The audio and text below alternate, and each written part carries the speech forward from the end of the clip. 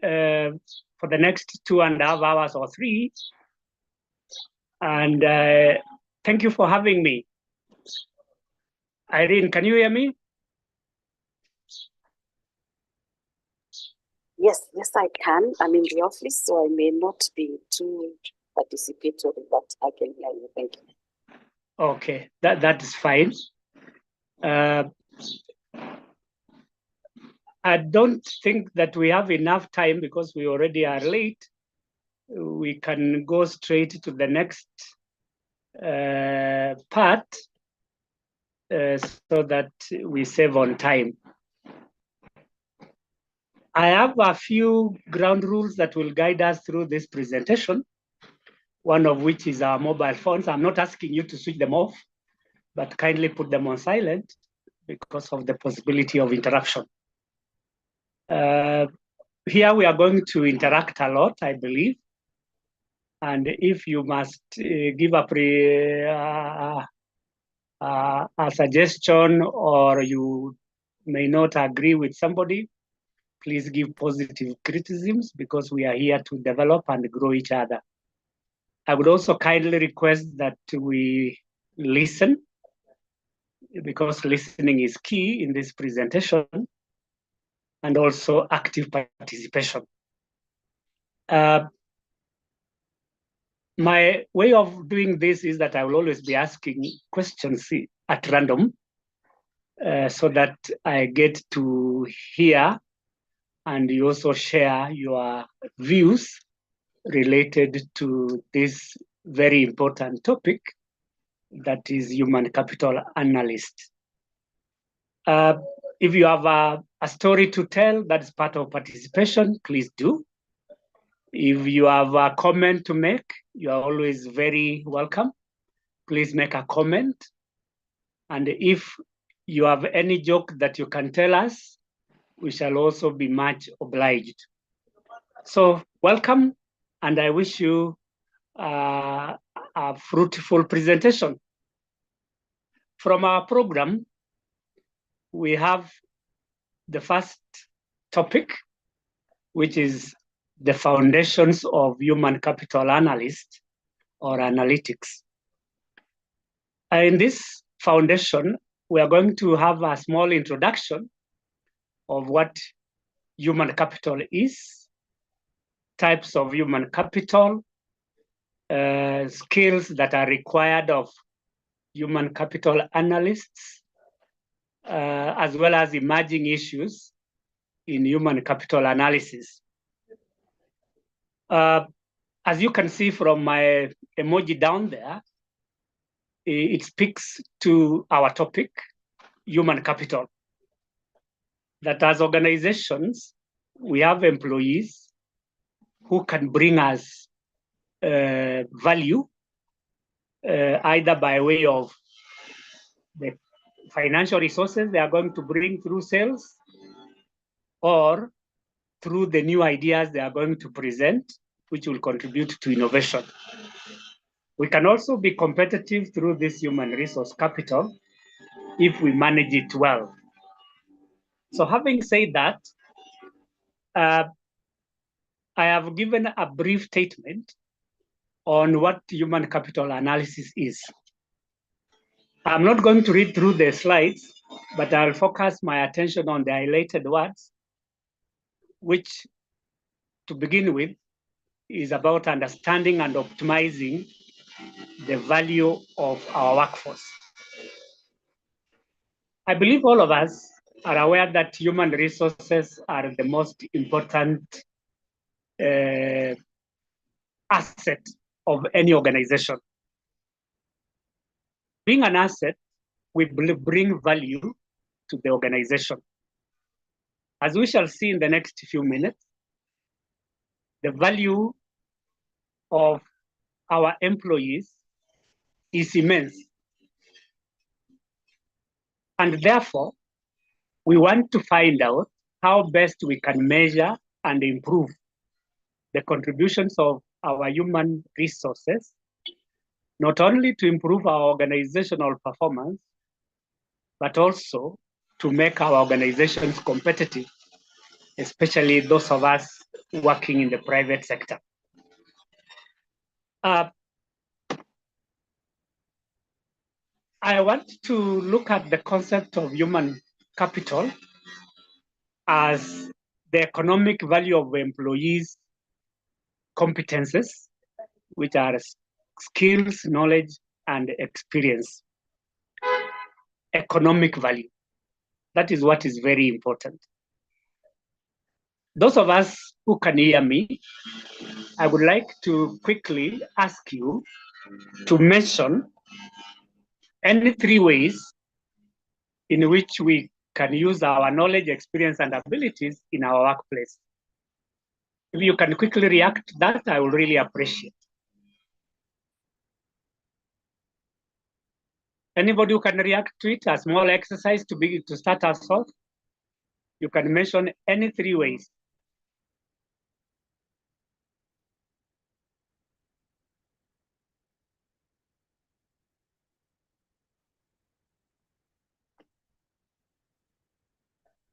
Hello? Anybody who can hear me? Yes, I think one of the ways we use our skills at the workplace is mentoring and coaching other people in the workplace. Thank you, Mary.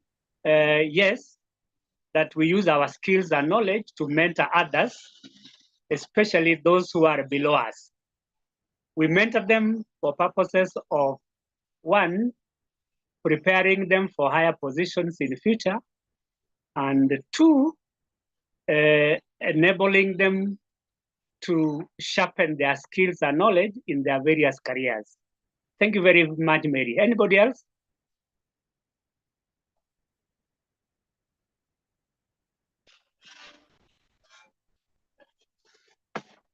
Okay, I would like to mention a few things about the concept of human capital, and especially the economic value that they bring to the organization. 1, through the skills and the knowledge that our employees have, they are able to create new ideas and innovate.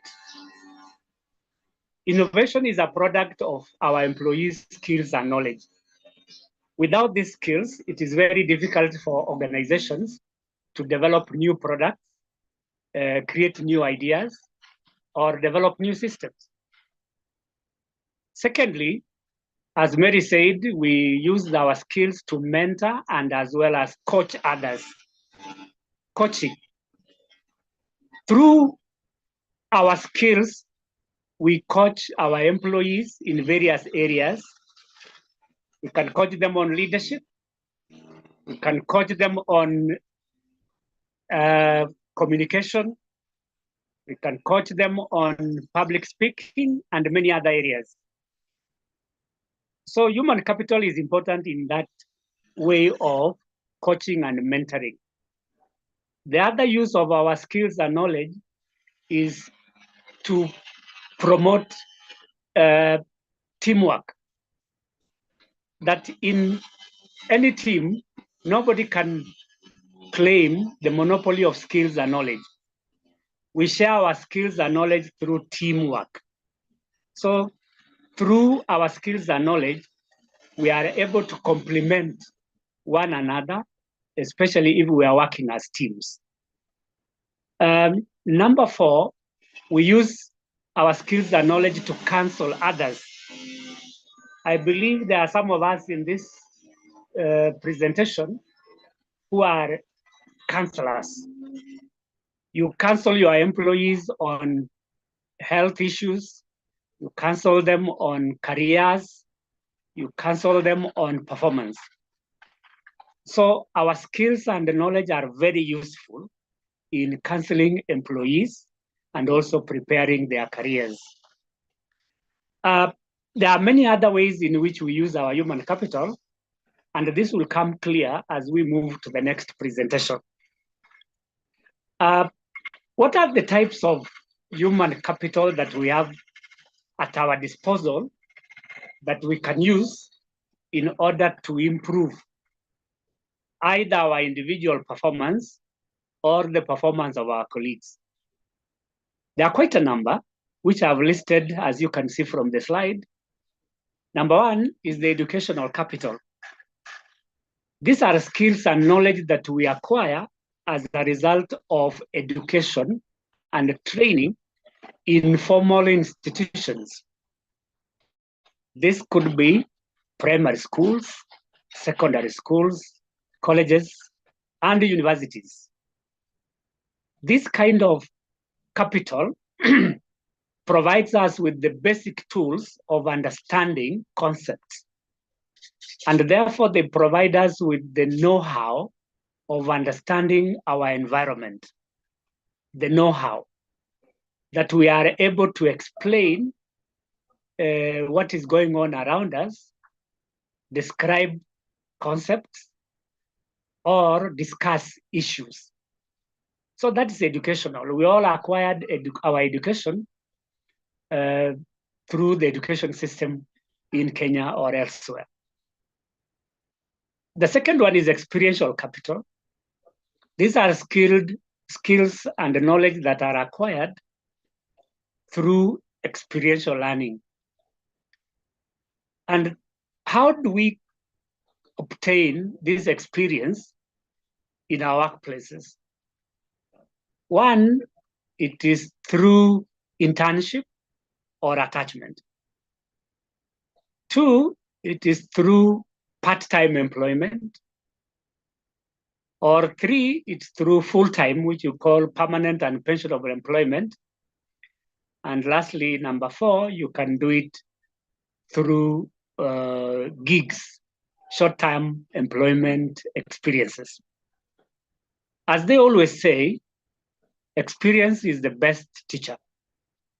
We all learn from our experiences. Which types of experiences do we learn from?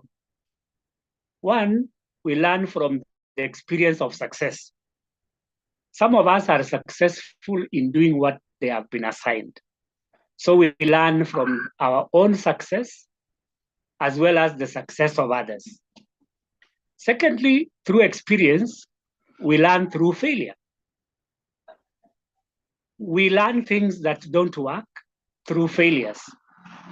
So anybody who does not learn from their own experience cannot be said to be a good student. So experiential learning is one of the key ways of acquiring skills and knowledge, which we can utilize as human resource managers in our organizations. The third one is the social capital. As experts have argued, all human beings are social animals. We interact with each other, either at home, at the workplace, or in social places. If I may narrow down to our workplaces, our social capital is derived from the teams and the work groups that we have in our organizations. For example, when you are in a team, you learn new ways of doing things from your colleagues. When you are in a group, we also learn how other people do their work, probably in a better way. So social capital is one of the key ways of acquiring new skills, new knowledge, and probably new abilities. There's another new concept called emotional intelligence, which we have called emotional capital. This is a fourth type of human capital. These emotions range from positive to negative, which can affect our relationships and behavior in organizations. If I may ask a random question, what are the emotional skills that some of us may have that can help us in our organizations? Just a quick one so that we can move on.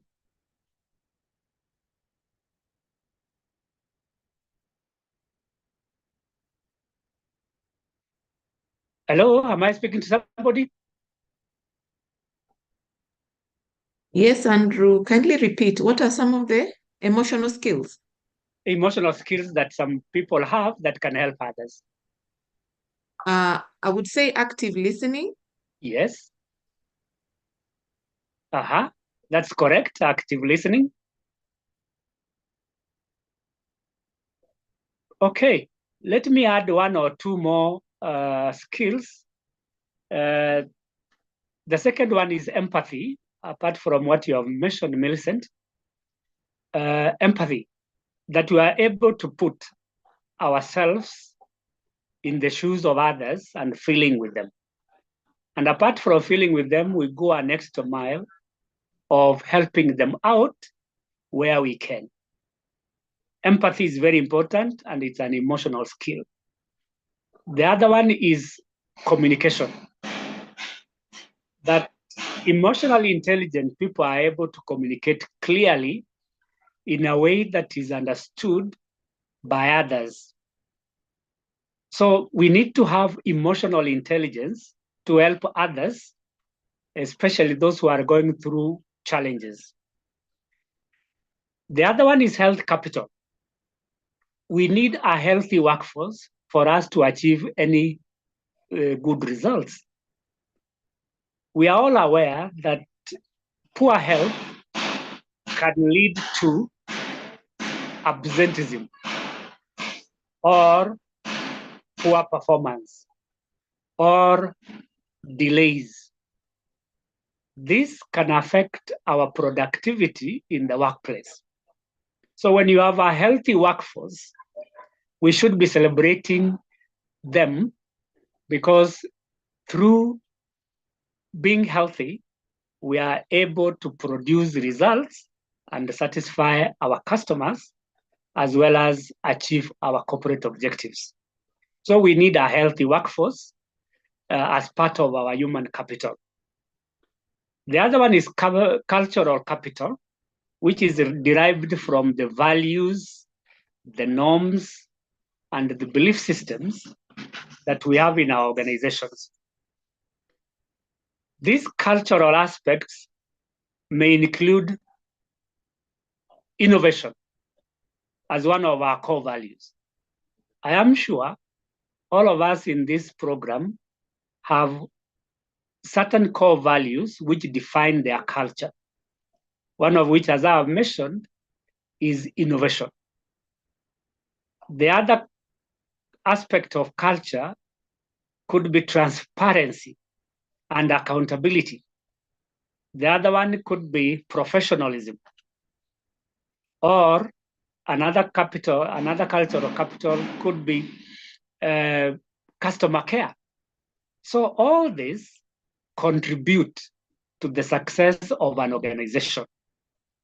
Organizations that have poor culture, which is expressed through their language and the way of doing things, may affect the output of the individuals, their sections, departments, or organizations.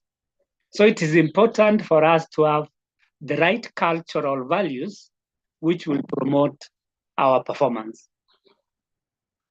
The other one is intellectual capital. These are skills and knowledge that enable us to make informed decisions. We are able to argue out issues in a logical manner. And we are also able to connect the dots, as it were, in any environment. So employees are expected to have this intellectual capital to help us make informed decisions that improve our performance. The second last is the technical capital. And this is related to the skills, to the knowledge, and the abilities related to particular areas of specialization. I believe some of us are specialized in particular areas of HR, But if I may mention other areas of specialization, it could be like medicine, engineering, or public relations. These are technical areas which require specialized skills.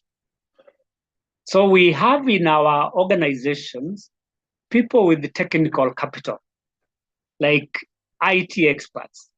These are the people who help us out in our IT administration and also providing the IT infrastructure that enable us to communicate. So we celebrate people with technical capital because they have specialized skills which enable them to perform better in their areas of functionality. The last type of human capital is the moral capital. These have to do with the ethical aspects of the organization. And one of this is honesty. Honesty is a moral capital which requires employees to tell the truth. Why do we need to tell the truth always? It is because lies affect our corporate brand. They can affect our corporate image. And therefore, it is imperative for organizations to look out for human resources who have the moral capital like honesty, integrity, and also transparency, which enable us to function effectively as an organization and also to be seen as a partner that others can work with, especially investors and even customers. So having said that, I can now move to the next slide, which talks about the responsibilities of a human capital analyst. At the end of this course, we shall be able to acquire skills and knowledge which will enable us to perform our roles and responsibilities effectively. So one of the roles that we have or we will be playing include data analysis and reporting. We have a lot of data around us related to our human resources. Data related to employee performance, turnover rates, recruitment, among other HR metrics. This data enable us to make informed decisions. So one of our roles as human capital analysts is to collect, analyze, and present data that will enable us and others in our environment to make decisions. Secondly, is workforce planning. I want to believe that all of us have been involved in the past in human resource planning.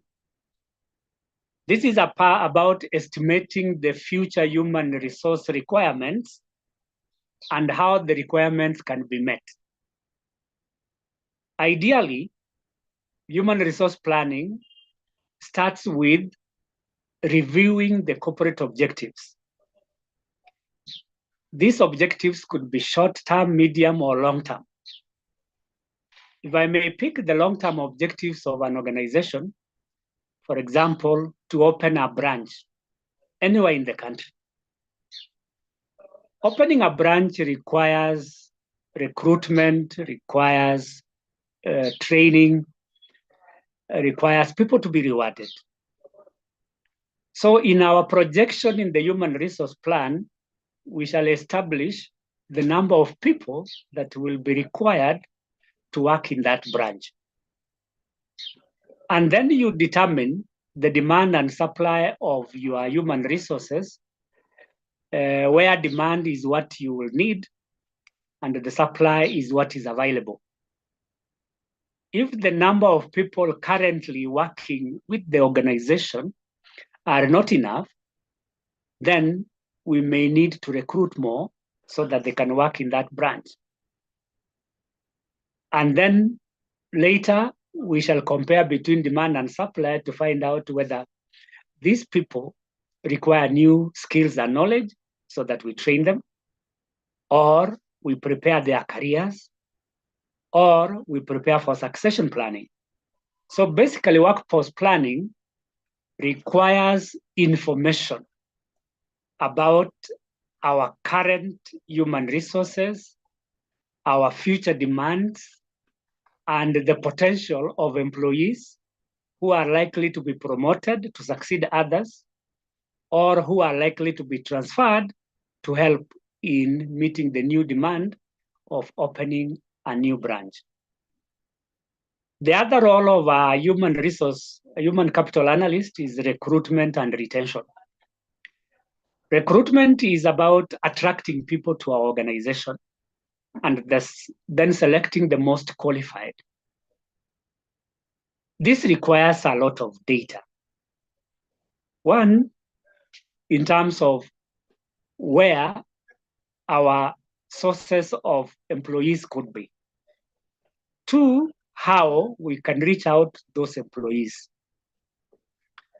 Three, how best we can extract the information we need so as to enable us to make an informed decision. And it goes all the way to onboarding and also assessing the effectiveness of our recruitment and selection process. On retention, we want to ensure that the employees we have attracted remain with the organization for a long time, because we are aware that retention helps employees to be motivated and therefore become more productive. If we don't retain our employees, there are cost implications. Some of these cost implications, as we shall mention later, include the cost of replacement. Two, performance levels. Even if you bring in a new person, he or she may not perform to the levels that we intended within the time frame given. Three, we can also have costs associated with training, that we have to train the new employees in order for them to reach the levels that we want. So as a human capital analyst, you will be responsible for recruitment and retention of your employees, who are your most important asset.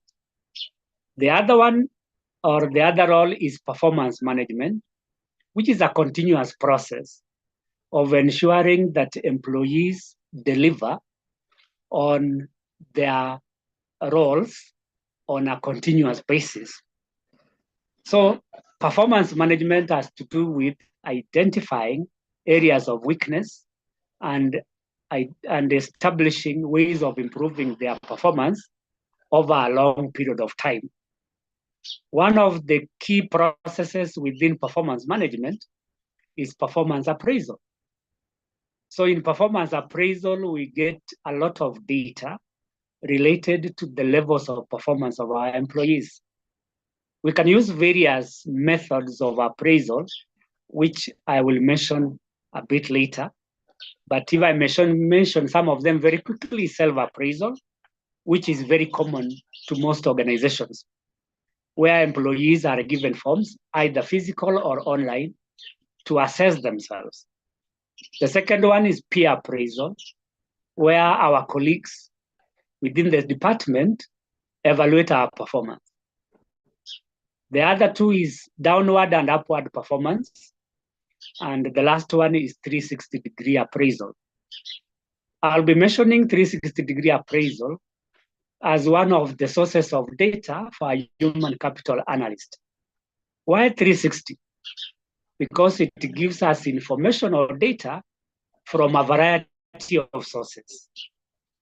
And these sources include, one, from our peers, two, from our superiors or supervisors, three, from our customers, and four, from our juniors. This method is said to be the best because it gives us insights on the performance of an employee from a variety of sources, which makes it more balanced and therefore more objective. So in performance management, as human capital analysts, there's a lot of data that we are going to deal with as we ensure that our department remains functional. The other role is training and development, where we equip our employees with the new skills and knowledge to bridge performance gaps. So training and development are a part of the human resource functions, which enable employees to grow professionally and also perform their duties well. Organizations that are keen on investing in their employees train and develop their workforce.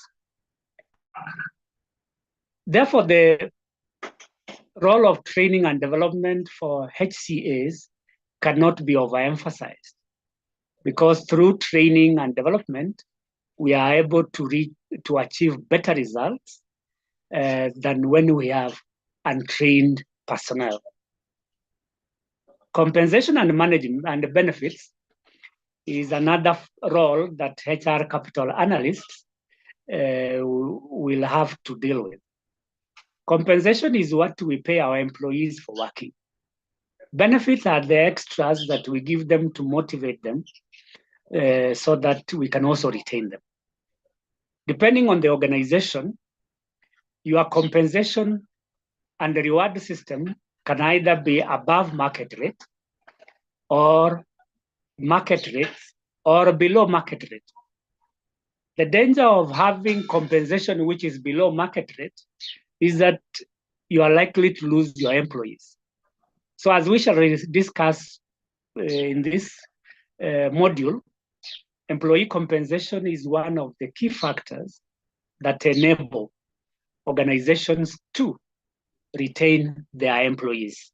So poor compensation, which means it's below market rate, is likely to affect the performance of employees. There are various benefits that we give our employees, like vouchers or like medical cover, which also help them to improve their performance.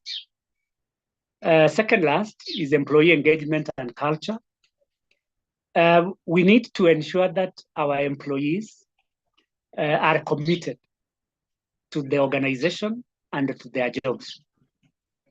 How do we ensure that the employees are engaged? One is recognition of their contribution.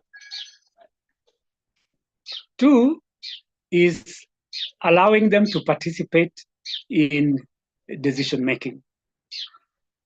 And three is regular consultations and involvement.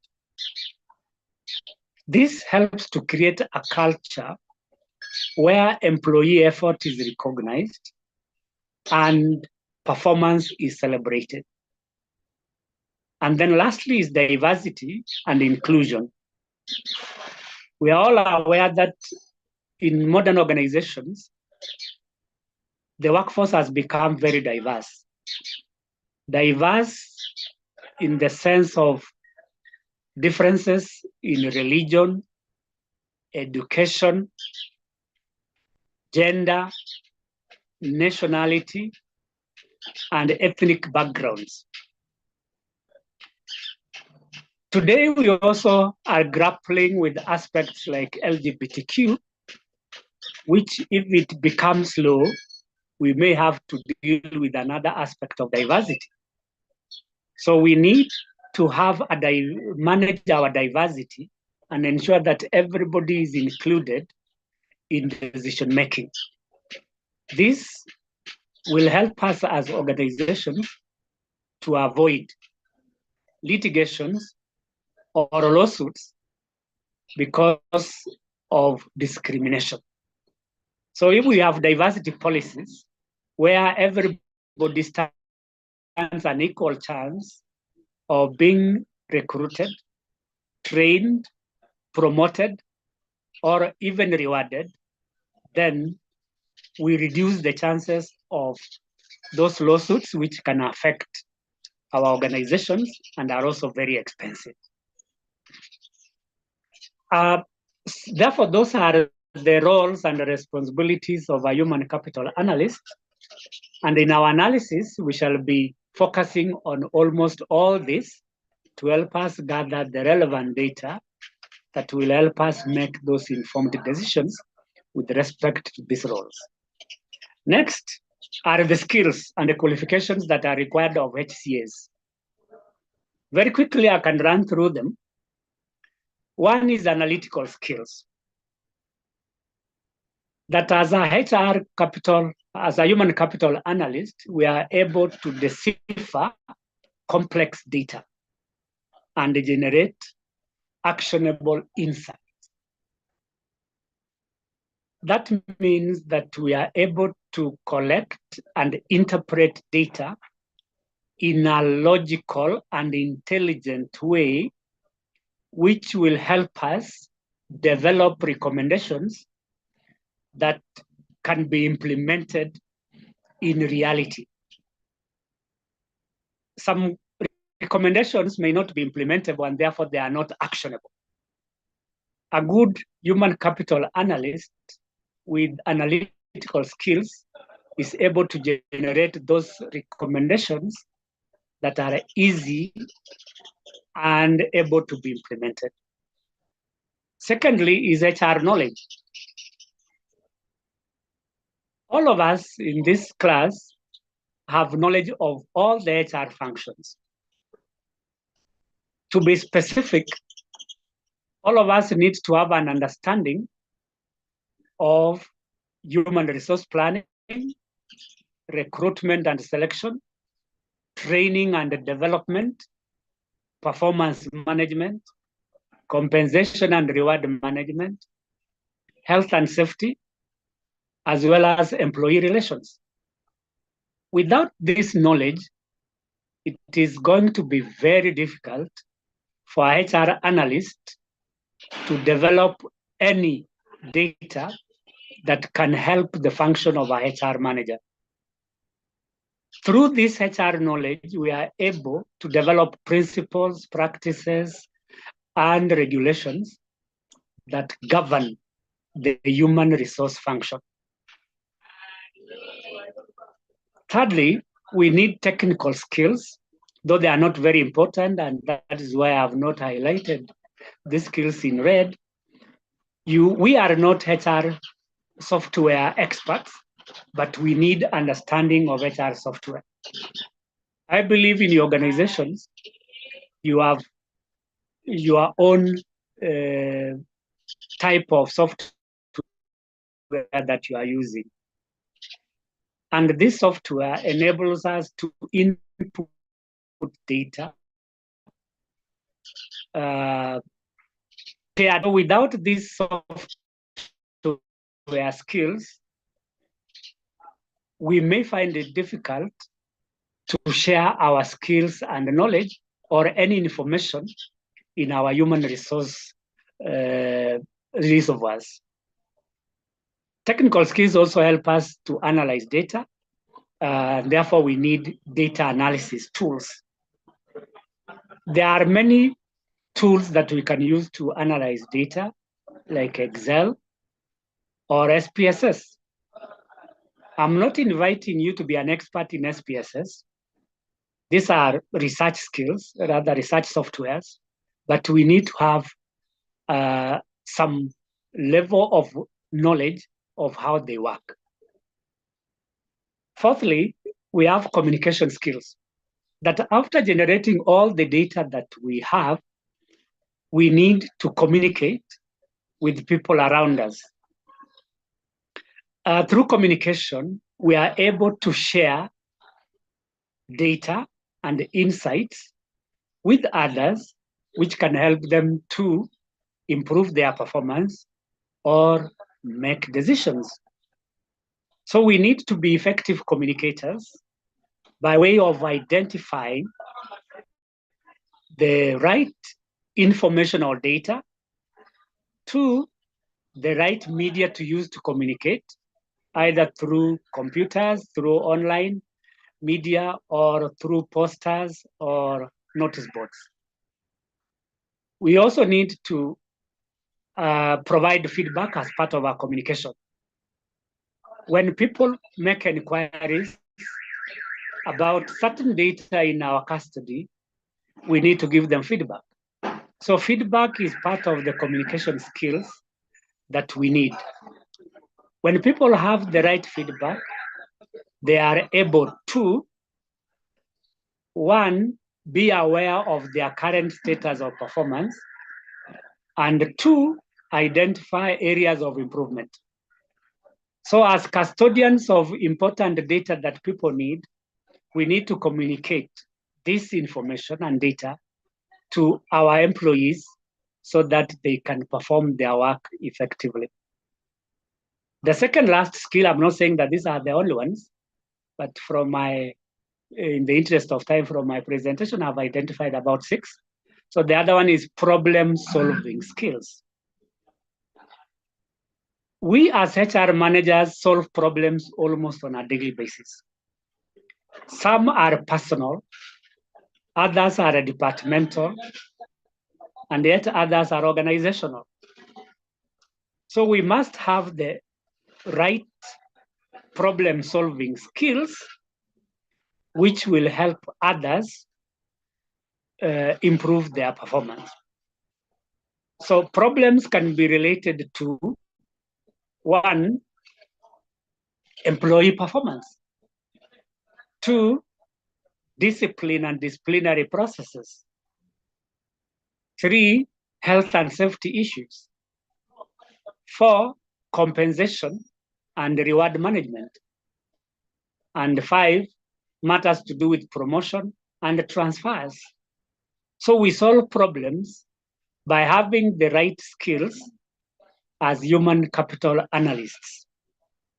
And lastly is attention to detail, where as HR managers, we should not let any information pass through our fingers without notice. So through attention to detail, we are able to act with precision, accuracy, and consistency. So we need to be keen on, one, the information that we have in our custody, 2, the information that we share, 3, the information that we receive, and 4, the people that we relate with. So everything matters to a HR manager, especially matters to do with the functions of a HR manager. And that is what we do almost on a daily basis. The next part is types of analytics in HCA. One is descriptive analytics. As you can see from the slide, this is basically historical data which we need to understand about what happened in the past. There are many things that have happened in our organizations in the past, and we rely on this to make our decisions. It could be, for example, a collective bargaining agreement that was entered into the union.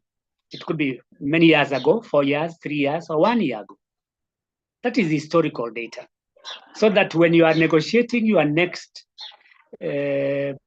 collective bargaining agreement, this forms part of your negotiation, so that there are no big deviations in your negotiations or agreements. So descriptive data helps us to understand what happened in the past, and probably, as we will say in point 3, help us to predict the future. Because we don't just want to understand the past, we also want to understand the present and also how the present influences the future. So descriptive is historical data which help us to understand our past. Our past could be 20 years, 30 years, or 40 years, depending on the age of the organization. Part of the stories that we tell about our organizations is about our past. Our past becomes part of our culture because it shapes our present and helps us to understand where we are going into the future. The second type of analysis, the causes and effect of what happened in the past. It is important to understand the causes of various outcomes in our organizations. Such outcomes could be low employee morale or motivation. It could be exits, that is employee turnover, or it could be aspects like complaints. People complain about many things. As HR analytics, we need to understand what the causes of these things are. By understanding the causes, we are able to generate or develop remedies to address those causes. And here we look at the root causes of everything that has happened. So you must have a diagnostic eye for you to understand the relationship between the outcomes and the causes. The other type of analytics is predictive, where we are able to tell future outcomes or trends based on what we are doing today. For example, what we do today in training can help us to predict the future outcomes of employees. Why? Because training is intended to change the behavior of employees in a permanent way as they bridge their performance gaps. So through training, we can predict that employees are likely to perform better because they now have the right skills, the right knowledge, and the right attitudes for which we conducted the training. However, we must be cognizant of the fact that for us to predict, we need to identify trends. Trends are activities or happenings that show some kind of consistency. And therefore, for us to identify future trends, we need to rely on the first analytics, that is descriptive, historical data. We identify changes over time, call them trends, and therefore we are able to predict the future. Another example under predicting is by way of analyzing our turnover rate.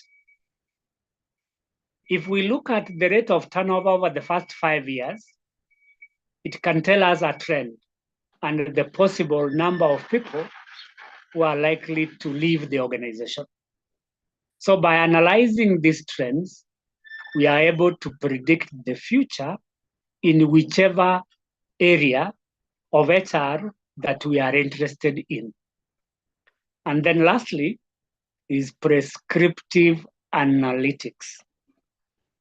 This is basically about recommendations for actions to be taken. We may not be like doctors who prescribe medicine for certain ailments with accuracy, but for us as HR managers, we recommend based on data. And that is why as HR, as human capital analysts, our main concern is data.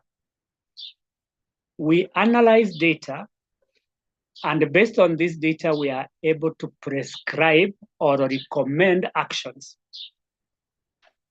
For instance, our data might show that a certain number of employees are not performing well. And this has been happening over a period of time. For employees who are not doing well, we may need to find out why they are not doing well. That's part of diagnosis. Probably they are not doing well because of lack of requisite skills and knowledge, or they don't have the right tools and equipment to perform their work. Or 3, they were not assigned the right jobs, meaning that there is job incongruence based on their skills and experience. So based on this data, we are able to make recommendations. If there is a lack of skill and knowledge, our recommendation could be training. If there is lack of tools and equipment, we provide the tools and equipment. Or if it is a poor or lack of proper assignment of duties, then we can reassign duties by way of either transfer or redeployment to the areas where they are qualified.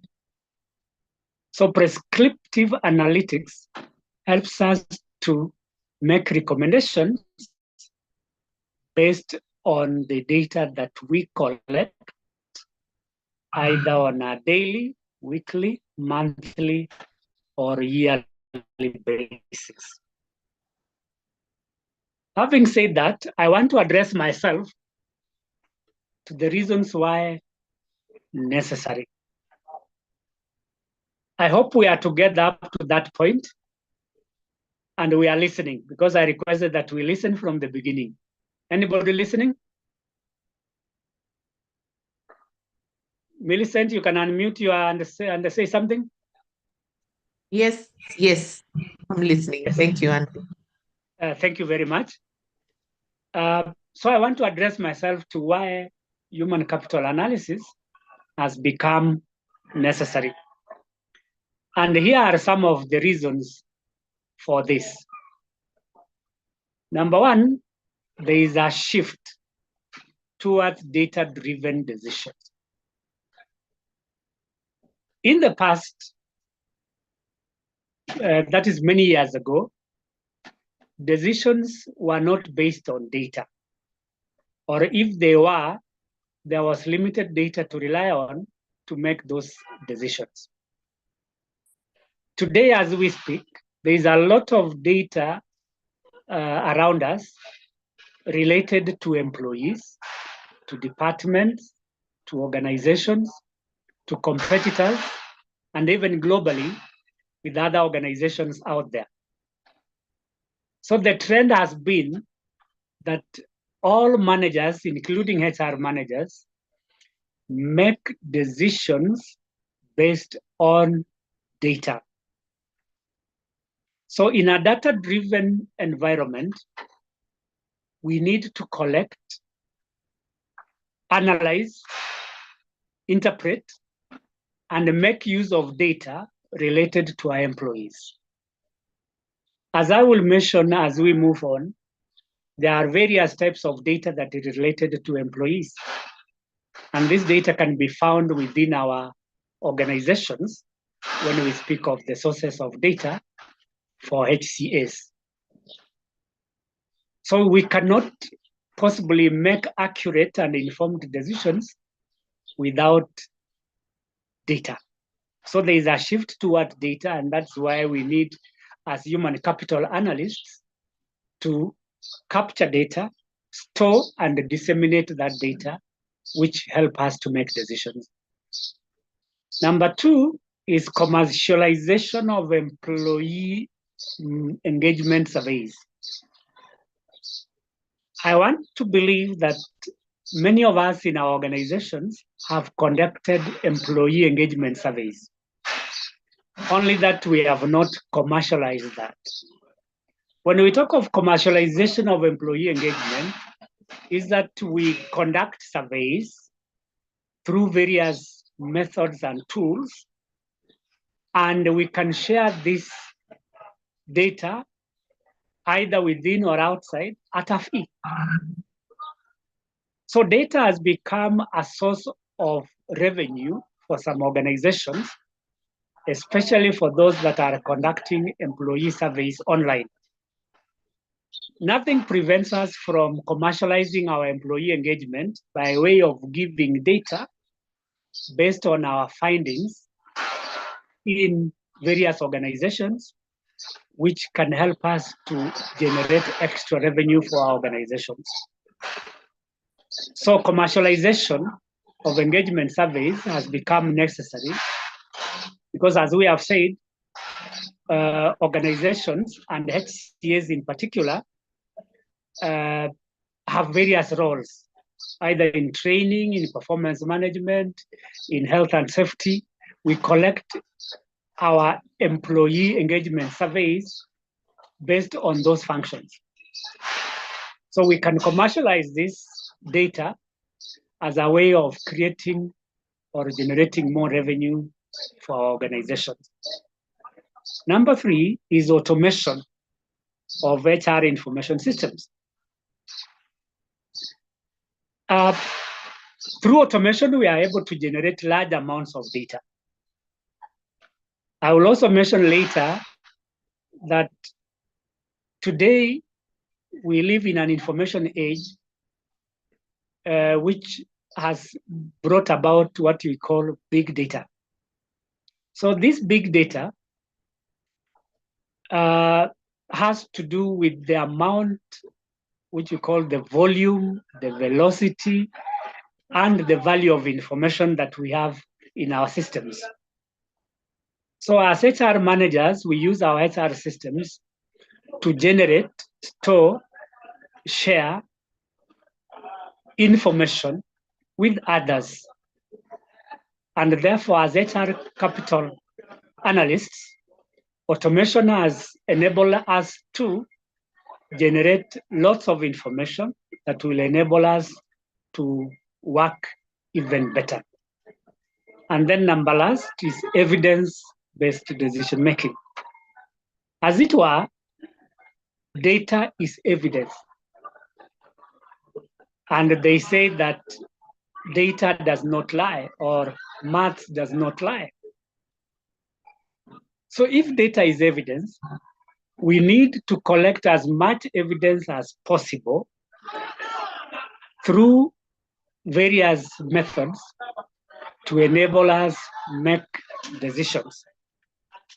So we rely on evidence of data to make decisions on 1, promotion, 2, transfer, 3, demotion, and 4, which is the last resort, is dismissal. When we conduct those disciplinary interviews and a person is found guilty of committing an offense, and if the offense falls under summary dismissal, then a person can be dismissed. The basis of this dismissal is data. Data collected through HR systems, such as logging in systems or biometrics, data in the files like warning letters, data in the human resource information systems related to indiscipline, which could be minor, leading to major indiscipline. So all this is evidence.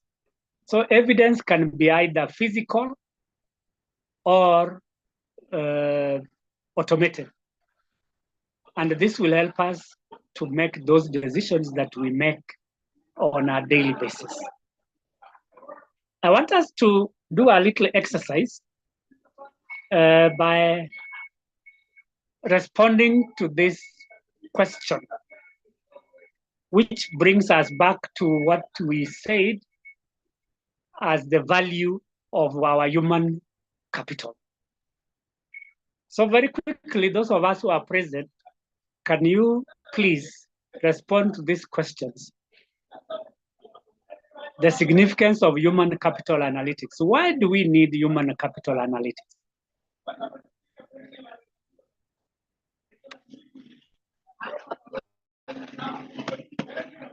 Anybody online? For decision making. Yes, Alice, thank you for your answer. Yes, human capital analytics helps us to make decisions. Hello. Anybody else? Yes, thank you. Hello. Yes, Mary, I can hear you. Yeah, I hear they say that numbers never lie. Yeah, that's very And true. therefore, when we do analytics, Yes, we are really bringing out the real picture yes, in the situation that we are dealing with or in the organization. I mean, yes. Yeah, the real Yes. picture. You are right, Mary, that through Yeah. human capital analytics, we are able to see the reality on the ground, whether it's about training, whether it's about compensation, or about health and safety matters. So we need this data as human capital analysts to make it as real as possible. Thank you, Mary. Anybody else before we move on? I can see there is a chat here. Yeah. This is Irene. Yes, Millicent. Okay. I'm thinking about risk management. Hello, if you can hear me, go on. Yes, I'm thinking about risk management, risk the significance of HCA with risk management. So looking at like turnover prediction.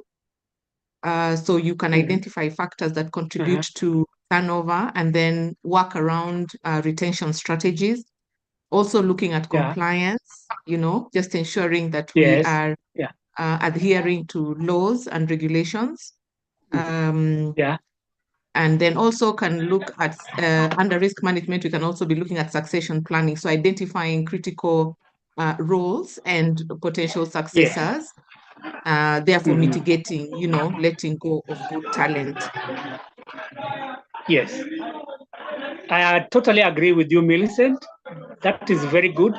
Thank you for giving us those insights. That risks have to do with the lawsuits, for example.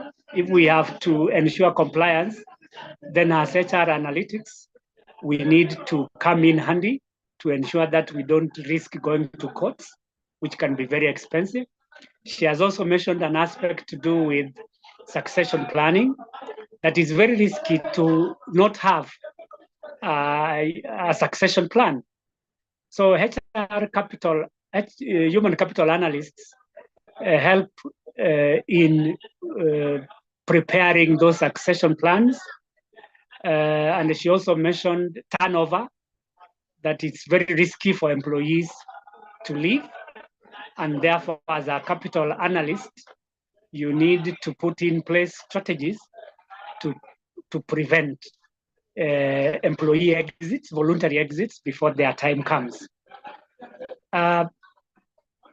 Those are areas of risk, especially in HR, where employees are leaving or where we are being sued or where there is nobody to take over those who exit, either through retirement, through dismissal, or by any other means like death, God forbid. So we need to be prepared. And part of our preparation is to analyze our human capital at all times to ensure that we don't run those risks. I'm not sure whether there is anybody else who want to share their thoughts before we move on. Irene, I saw your contribution through the chat. Okay, very briefly, Yes. I think in addition to what we've had, I think there's also the element of continuous improvement, because we'll be able to have, yes. We'll have data to show us where we are, where we were, where we are, and where we are going.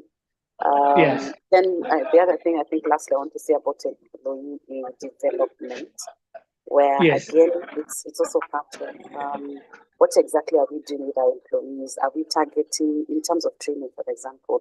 Are we give targeted training? How do you measure that training? And even for something similar to what we talked about, succession planning, but we also look at career path.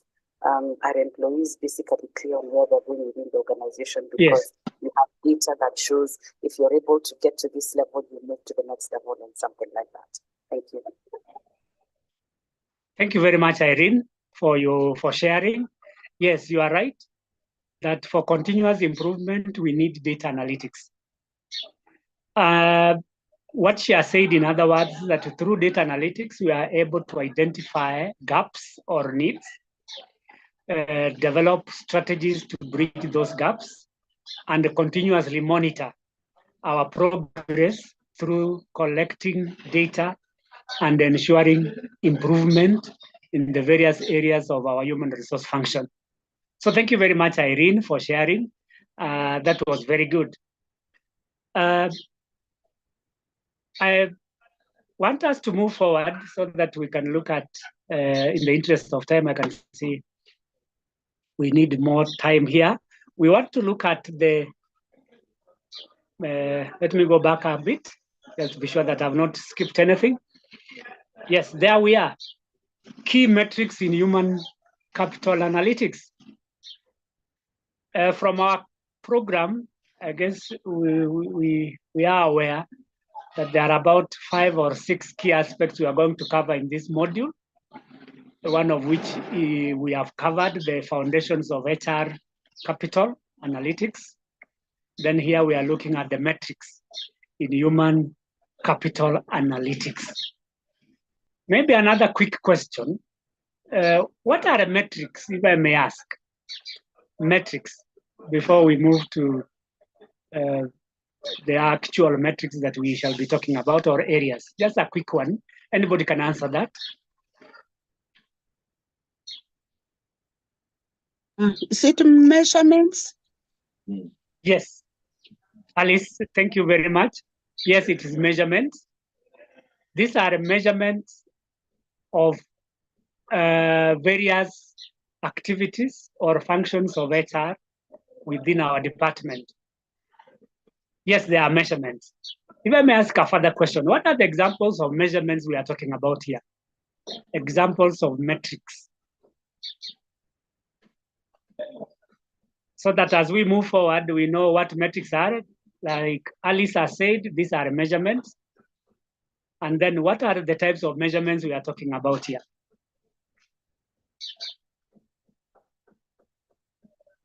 Anybody who can react to that question? Can you say financing? Like if it's an organization, you want to know, are you making profit, return on investments, cost of goods, all those things, you know, in terms of, in HR, you're also looking at your payroll costs, because you may have money coming in, but you may have a bloated payroll. So I'm thinking those are the numbers you're working with. You're right, Irene. Thank you. Yes, cost is one of them, but I would prefer to categorize cost under one broad metric, which is called quantitative. Cost is a quantitative measure or a metric that we can establish related to various activities, which we shall look at. So thank you, Irene. Cost is one of them. Any other quantitative metric before we move to the other metric? Cost. Cost is a quantitative metric.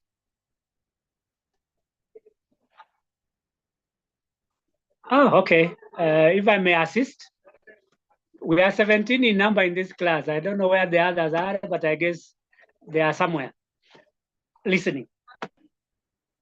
The other quantitative measure is time. We spend a lot of time in organizations doing our work. And in some cases, we spend time doing our personal work. So balancing between personal and organizational time can also be a way of determining whether we are doing well or not. And as I will show under absence, because absence is about time, that we need to measure the time a person spends on a task from beginning to end. So time is a quantitative measure. The other one is sales. When we measure the performance of our salespeople, we look at the amount of money they are bringing in, the revenues. So the sales is quantitative. So if we come to human resource terms, there are metrics which relate to numbers or quantitatives, like the number of employees in the whole organization. To some of us, that total number is called the current establishment or staff complement, which is authorized. There are others that are not authorized. The other metric is the number of employees hired over a period of time. The other metric is the number of trainings offered, especially those in public sector. I've seen in some policies that employees are entitled to at least 2 trainings in a year. So that is a measure of the number of trainings that we offer. Other metrics include compensation and benefits. There are numbers there. So there are quite a number of metrics that we can use in human resource capital analytics to help us make decisions. The second measure is qualitative. I said there are 2, quantitative, which I've given examples of, and the second one is qualitative. And again, if I may ask a quick question, what are the qualitative measures of human resource performance in our organizations? Just 1 or 2 answers, and then we move. Anybody to volunteer? Qualitative measures, something that you can't quantify, but they are part of our human capital analytics.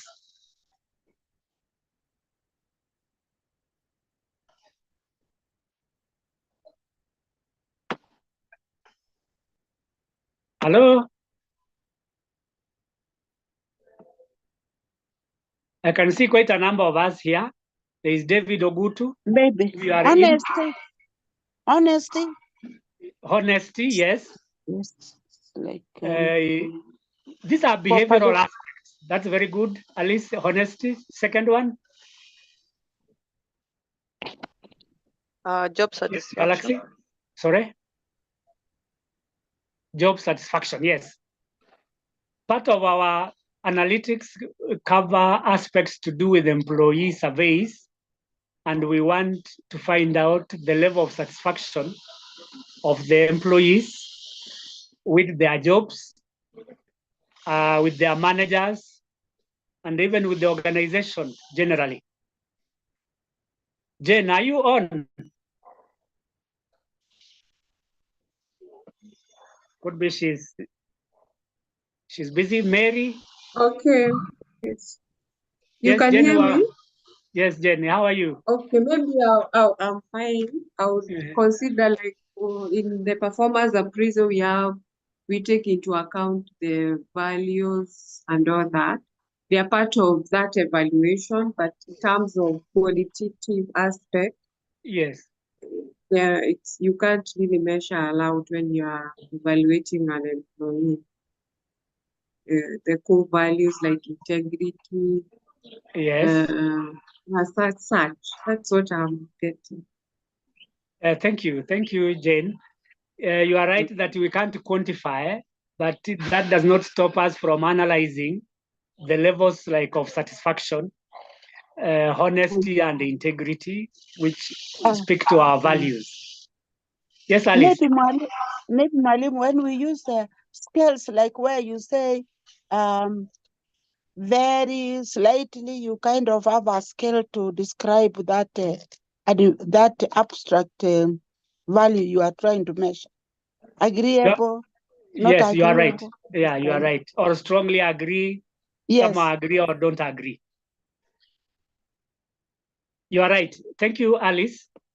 That where we cannot quantify statistically certain outcomes, we use measures to describe the behaviors. Measures like strongly agree or disagree, very low, high, or moderate. These are terms that we use to measure behavioral aspects which are qualitative in nature. Thank you very much. I want us to move to the areas of measurement in human capital analytics. And these are the ones down here. Number one is headcount. Traditionally, we have been using headcount to mean conducting a survey on the number of people that we have in our organizations. That is the total number of employees. That is our headcount. And some of us call it current establishment or human resource complement, the total number. So the question has been, how do we establish the total number? That requires our human capital analytics skills. How do we establish this? There are a number of ways of doing this. One is to conduct interviews. Interview all the employees in the organization if you are to establish your total number. And in the interviews, the practice has always been you invite them to an interview and they present all their credentials or documents related to their employment. One of the documents is the employment letter or appointment letter. They have to come with it so that you can establish that this is a bona fide employee of the organization. They should also bring with them their academic papers. Those of us in public or even in private organizations are aware that there are quite a number of employees who are working using fake papers. So as a way of establishing genuine employees, you ask them during these interviews to come with their academic papers. And it is for us now to find out from the relevant institutions whether these employees actually attended classes or programs there. Another way of conducting or establishing the headcount is observation. You visit departments or sections physically and count the numbers there so that you know in this department there are 10 or 15 employees. The other one is to rely on the supervisors. The supervisors know the number of employees that they are supervising at any given time, and they should be having a record of these employees. And another one is to ask all the employees to fill a questionnaire. And through this questionnaire, you are able to establish how many people are actually working. So headcount has to do with the total number of employees in your workforce so that we avoid having a bloated workforce, which is very costly. Having excess people is very expensive. Then the other question is, what is the significance of a headcount? I've already alluded to that. One of which is to ensure that the right people are in the organization, doing the right things, in the right places, and at the right time. Secondly, we want a head count to establish our demand for human resources. Demand is the number of people we want. Probably our organization is expanding and we want people to work in those other branches. So we need to find out how many people we have. So if need be, some of them can be transferred on promotion to occupy positions in the new branches that we establish. Or it's the number of products. Number of products can be increasing. So we need more people. So headcount helps us to establish our demand for labor and compare this with our supply. Headcount also helps us to know the qualifications of our employees. We all have heard stories that there are a number of employees who even fly planes, are pilots, but don't have the right papers. Or coming closer here in Kenya, a lawyer is practicing but does not have the right papers. And this is in the public domain. So we need a head count to find out the qualifications of our employees in terms of academic papers, trainings, or if there are any workshops attended, and the experience. So basically that is head count. When you do your analytics, you should establish the total number of employees with precision. The second metric is turnover rate. Turnover. This is the percentage of employees who are leaving an organization in a given period. And I've given down there a formula, but before we go to the formula, perhaps we should look at turnover. What could be the reason for people leaving the organization? And here we are talking about voluntary turnover.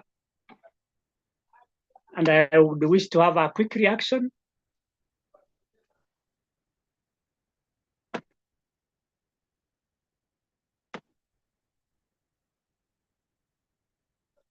Ross Macau, if you are online, kindly respond if you are ready.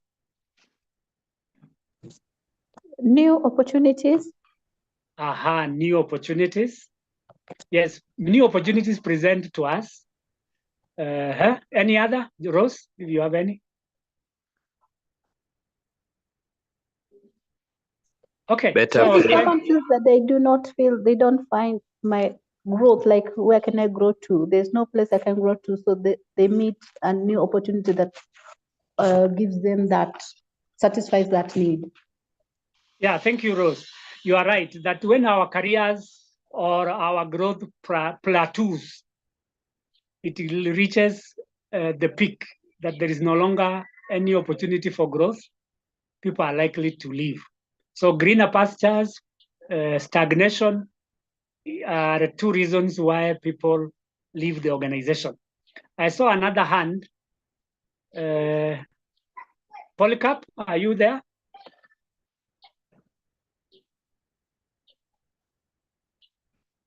Okay, I've lost Polycarp. Mark Moki. Hi, yeah, I was saying people can leave because of better pay. Yeah, better pay, you're right. Would you like to explain that briefly? Yeah, sure. Whereby at the current organization an employee would be at, they would be earning a certain amount of salary, maybe one or two benefits, but they would look outside and maybe catch up with their peers, and they know that in another company, the salaries are higher, the benefits are better. So they would aspire to leave and one day eventually leave for that company that has better pay or better benefits.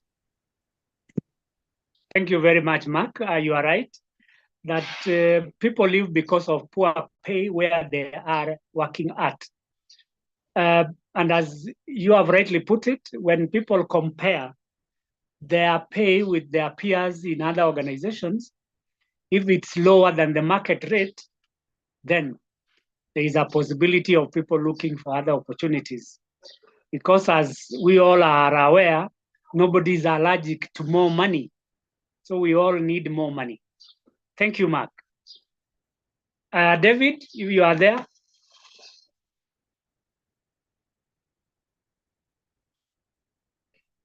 Okay, David is not online. So thank you very much, participants, for those answers. Yes, turnover can be motivated by a number of factors. Maybe I can add 2 or 3 more. The other one is the working environment and conditions. That if the organizations in which we work are not conducive for people to work, they are likely to leave. A poor working environment is one that is prone to many accidents, many illnesses, and also toxic colleagues or managers. The other aspect could be poor management. And the poor management here could be over supervision. Some call it micromanagement, or assigning people too much work, which they can't finish within a normal working day, or they are unsupportive.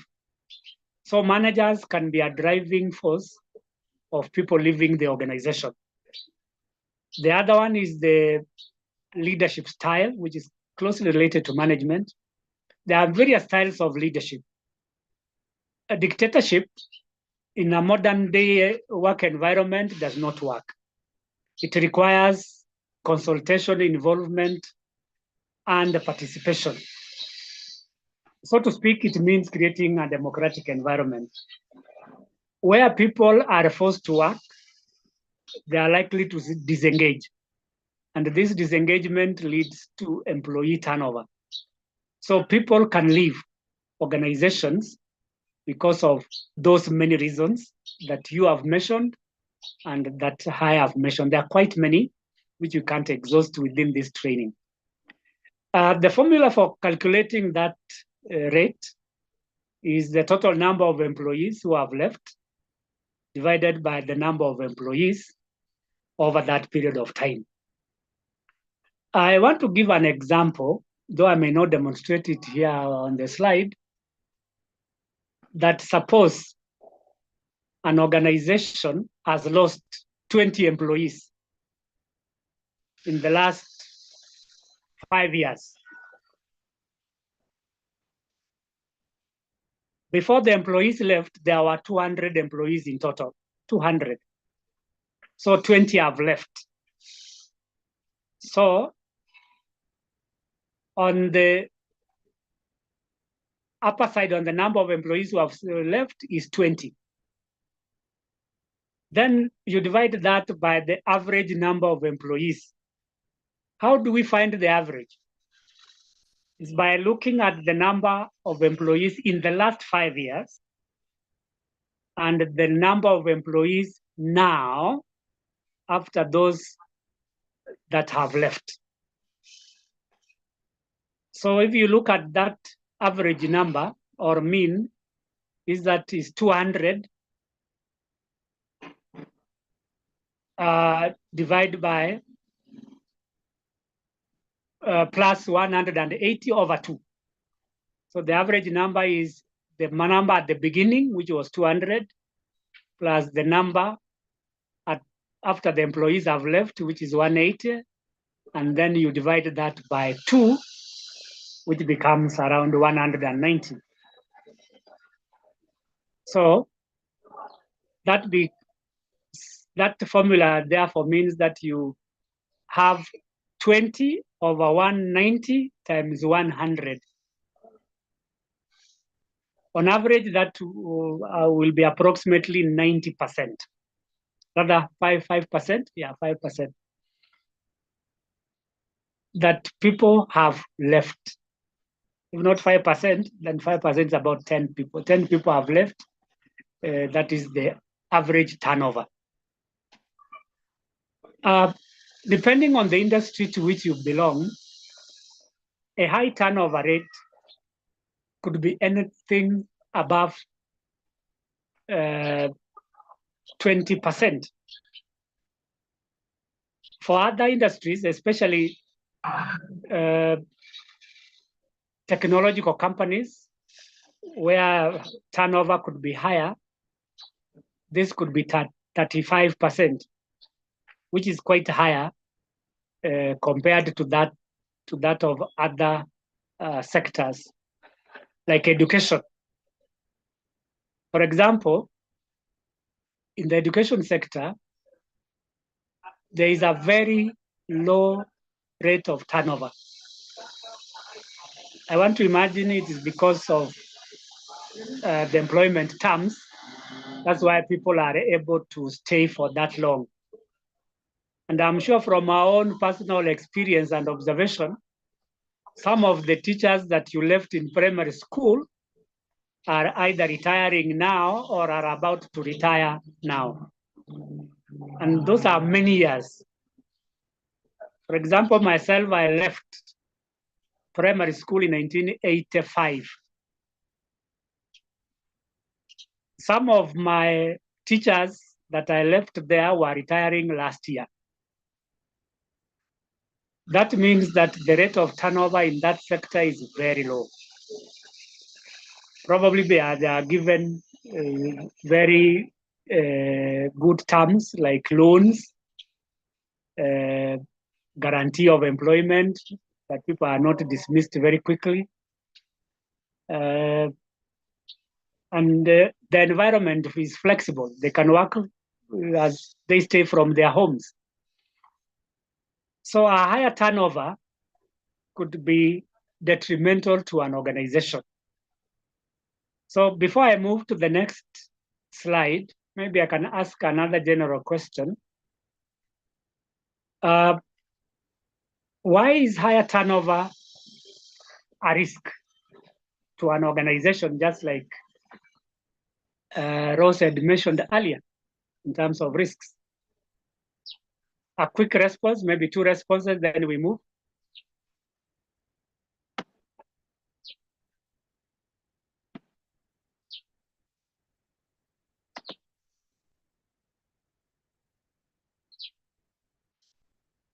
Polycarp Onyango, if you are online, you can respond. Why is it a risk for employees to leave?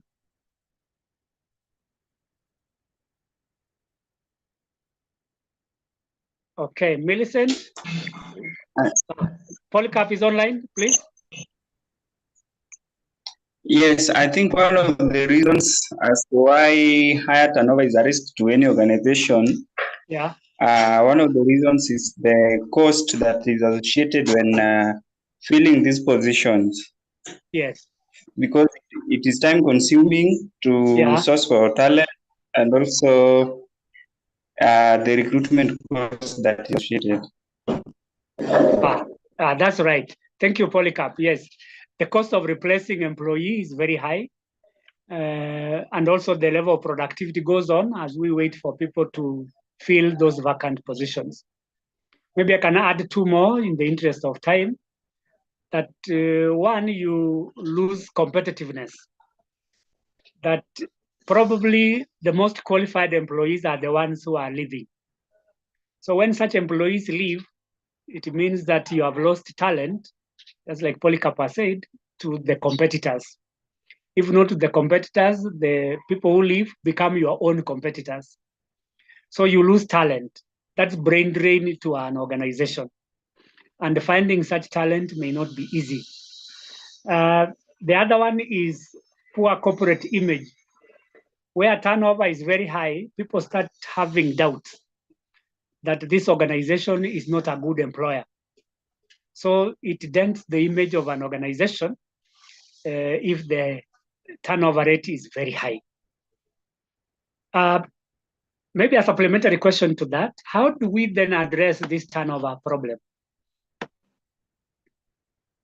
Any quick response? How do we address turnover problem? The flip side of turnover of the causes could be now the remedies. You could also interview the people who have left why they are leaving, if they are willing to say. then you yes, you are right. mitigate. Yeah, you do an exit interview.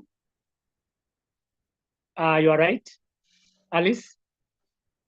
So specific measures you can take to prevent exits.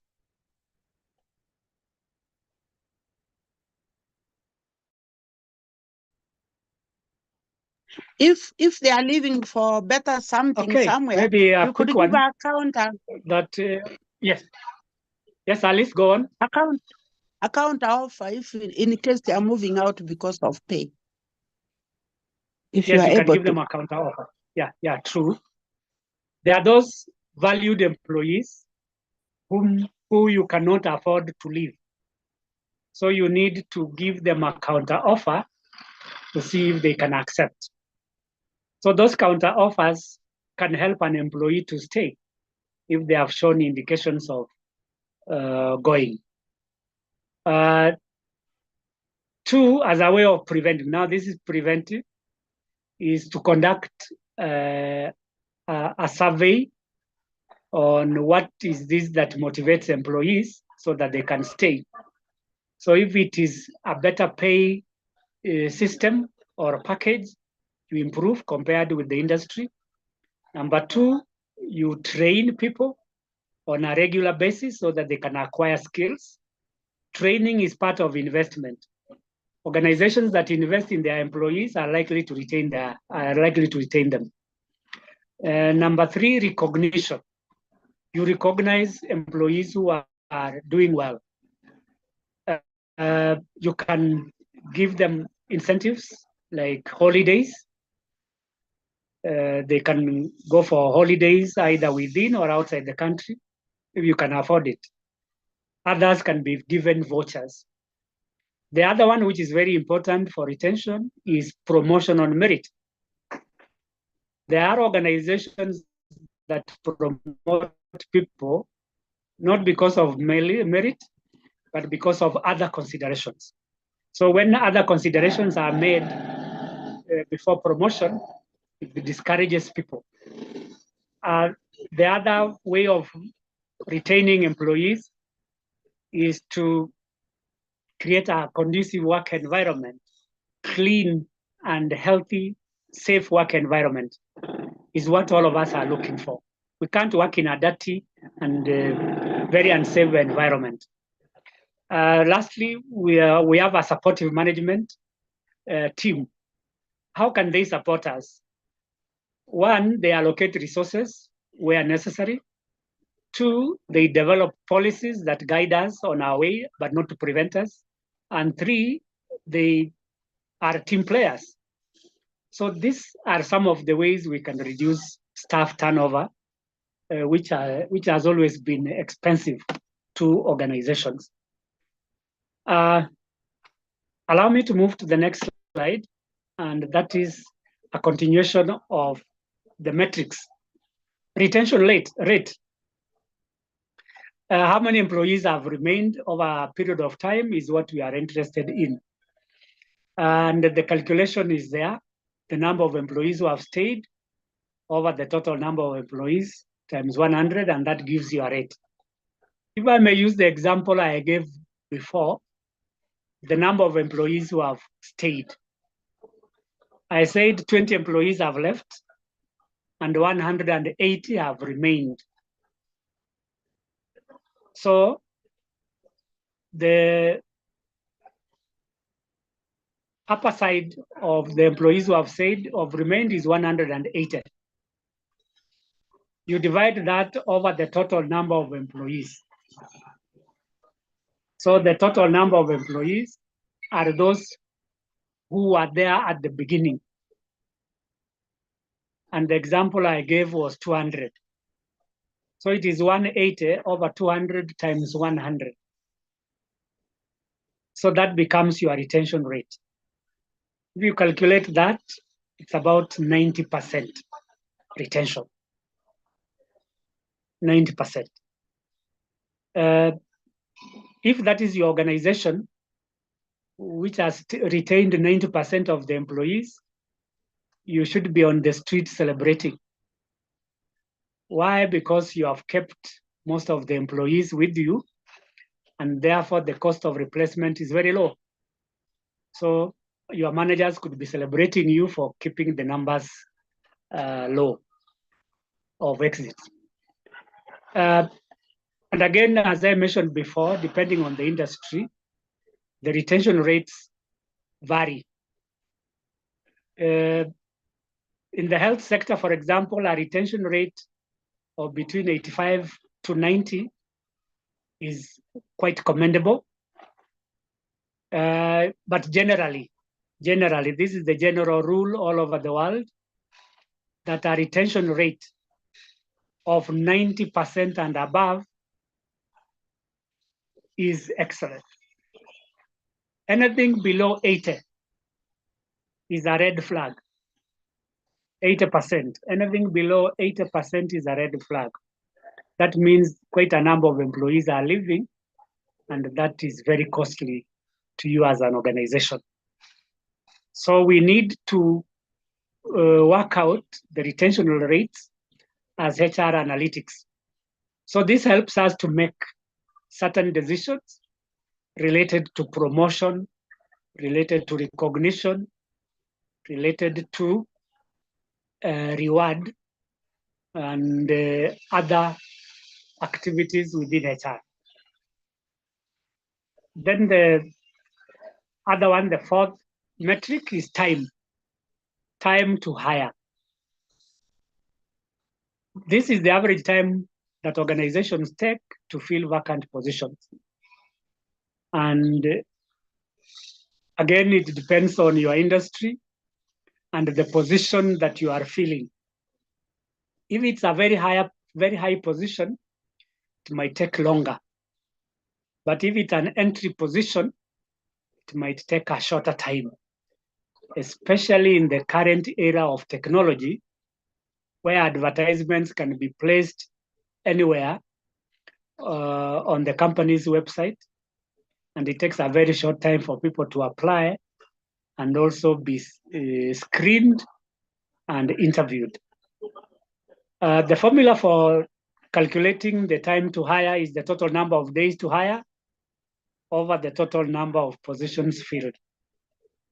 I want to give an example. If you are all listening, Alice, are you listening?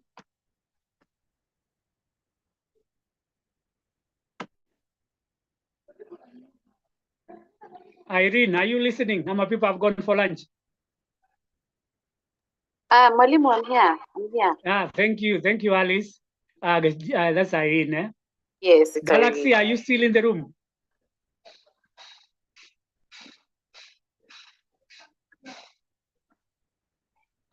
Harrison, how are you, Harrison? I haven't heard your voice. I'm Harrison, here. thank you. Yeah, welcome. So I wanted to give an example here of this formula where you have about 3 positions, just an example, 3 positions that you have filled over the last 1 year. 3 positions filled over the last 1 year. So we want to find out how long it took to fill these 3 positions. Position number 1, which could be a personal assistant, took about 40 days. 40 days from the time you identified the vacant position to the time the person was welcomed to the organization to start working. So PA1, 40 days. Another position could be a HR assistant. It took 52 days. Or let me give a lower number, 50 days. So we have 40 and 50. Then the third position was a secretary, which took around 35 days. So we have 35, 40, and 50. So that is about 125 days to hire those three or to fill those three vacancies. So the total number of days is 135 or 125 divided by 3. 125 divided by 3. That's approximately 40 or 39 days. According to experts, 40 days is not a bad rate because it takes other organizations longer days to fill those vacant positions. So an organization that takes 40 days and below to fill vacant positions could be said to be doing well. 40 days and below. I don't know how many of us are working in government. Government or public sector has a different story. Why? Because there are a predefined number of days that a position should be filled. So it could take much longer to fill a vacant position in the public sector than in private sector.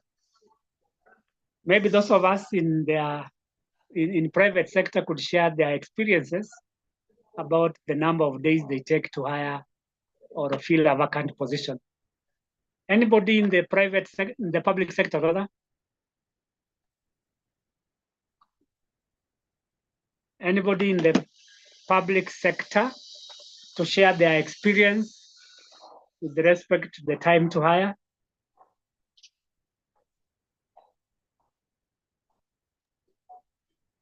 Okay, looks like all of us are in private sector.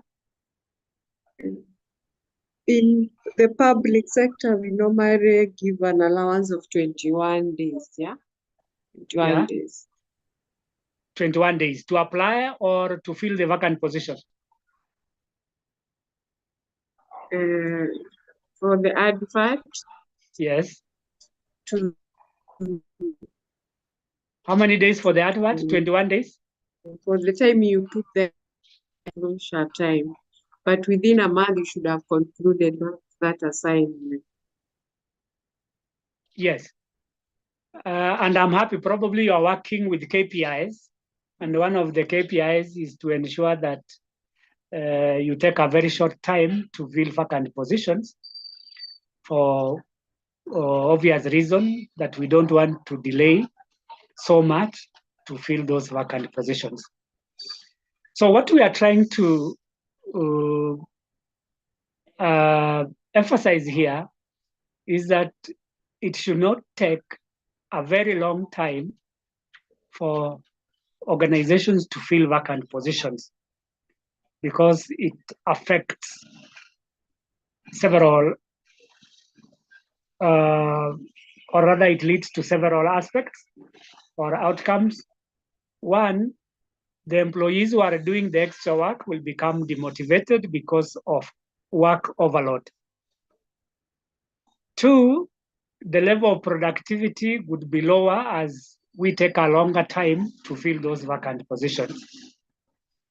Three, it portrays a negative image and there's some level of inefficiency to take a very long time to fill those vacant positions. And three, it also reflects negatively, especially on those new entrants that you are trying to hire, that it's taking you a very long time from the time they applied to the actual time they are reporting. So it rings a bell that the organization may not be very keen on time. And lastly, you might miss out on a qualified employee if you take a very long time. We all know that there is no time for waiting, especially for customers. So employees who are waiting for a long time to be hired can be taken by another organization. For us to be competitive, we need to take a shorter time to hire new employees. So basically, that is the argument here, that it should not take a long time. Any amount of time below 40 days is commendable, And if you can reduce it further to 30 days, like what Jane mentioned, the better for you. Thank you, Jane, for your contribution. The next analytic is cost per hire. How much will it cost you to hire the number of employees? And the formula is very clear there.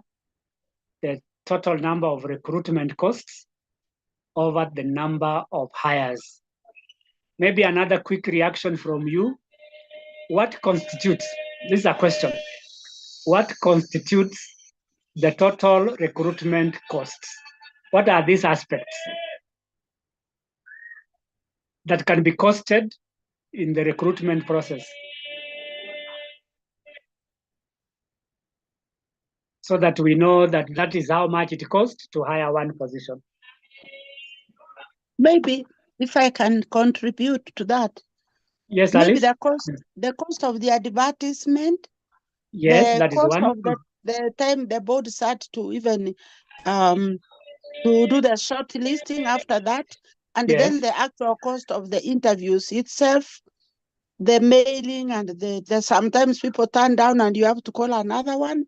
So there are several of those. I can't quantify them exactly, but those are the areas that you can cost. Yes. Yeah, thank you very much, Alice. You are right that advertisements cost money, especially newspaper advertisements. But if you want to cut the cost on advertisement, you can place the adverts on your website. The other cost aspect is the board to authorize the recruitment. They have to sit and authorize.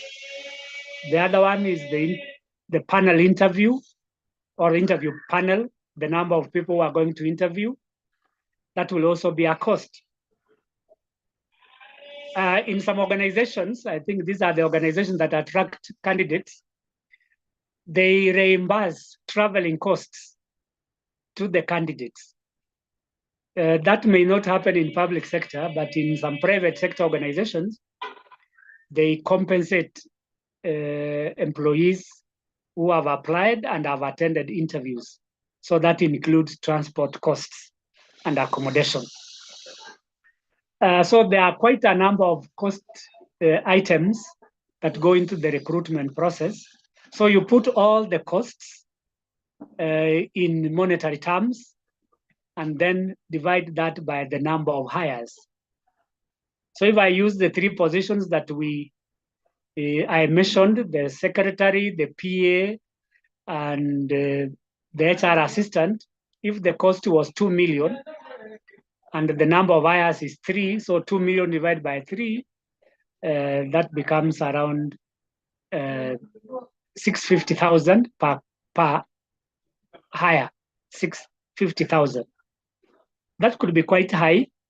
So you must look for ways of reducing the cost. And as I mentioned, one of the ways of doing that is to automate the recruitment process, from advertisements to applications to screening. That is one way of reducing the costs. Probably you can also mention 2 more so that we can move to employee engagement. 2 more ways of reducing costs per hire. Anybody who can contribute? Yeah. Yes. Maybe we can consider using AI in the recruitment, where we can implement. Of course, the cost of implementing a system that has AI capability can be high, but in the long run, it is cheaper because the AI can actually do the advert for you, do the shortlisting, schedule interviews, and just like give you the really high level candidates that you want. And so that reduces the time involved in shortlisting, in long listing, shortlisting, getting approvals, with people. Maybe, for example, if you have the board of directors who are whatever, and they are traveling, so it reduces that time, because with internet and technology, they can approve from wherever they are. They can, use the phone, a smartphone to do that. They don't have to be on a laptop or on a desktop. And so the embracing of AI, embracing of HRIS, that can lower the cost of hiring. Yeah, you are very right, Millicent. Thank you very much for that contribution. Yes, we need to use AI. We can't run away from AI in an environment of technology today, because it helps our work more efficient and more effective when we embrace these new technologies. There are two other ways, in the interest of time, because we have to stop at 12:30. Probably we need to move faster. Yes, the other two ways of reducing the cost of hiring is that you, especially for promotion from within, you ensure that only qualified employees come to the organization, qualified, so that you don't have to incur the cost of those who leave because they can't perform. The other way of reducing cost is to ensure that the process of recruitment is shortened. In some organizations, the procedure is too long, and that takes a lot of time and also the money aspect. So if we can reduce the steps or the procedures of recruitment, it can be better for us. If there is a way, we can do a kind of one-stop shop in the recruitment process, that instead of having so many people handle this, one person can do that from end to end, from beginning to end. That could also be another way of reducing cost. But if you want to reduce risks of recruiting the wrong people, have a maximum of 3 or 4 people working on the recruitment process, and that can reduce the cost of hiring new employees. The last aspect on the metrics is employee engagement. This is the qualitative aspect that I mentioned earlier, and some of us mentioned how you can measure qualitative aspects, like the level of satisfaction. So commitment and motivation are qualitative measures of employee engagement. There are many ways of determining whether an employee is committed or motivated. One, a committed employee will come to work on time and leave within the specified period of time. Two, a committed person will always perform according to expectations. Three, a committed person is always willing to support others who are either stuck or are away from their workstations. And four, a committed person is one who is ready to identify with the organization and belong, who has a high sense of belonging. So you can do an employee survey to determine these levels of commitment among the employees. And you can calculate using those parameters that we said, like strongly agree, or disagree, or like they do it in other organizations, they give numbers to the levels of commitment, like 5 is very high, 1 is very low. So if it's an aspect of timekeeping, it's a number 5, where somebody is very punctual, which is very high, and 1, which is not punctual. This could be a person who is a perennial latecomer. That is not a committed person. So you can measure behavioral aspects related to commitment and motivation using employee surveys or feedback tools. These tools could be online, where you give people a questionnaire to fill, and they can give you feedback on their views related to their own individual levels of engagement. So having said that, we'll move to the next part, and that is performance metrics. And this is what we do almost on a quarterly or yearly basis, where we measure productivity, goal attainment, and the quality of work through performance metrics.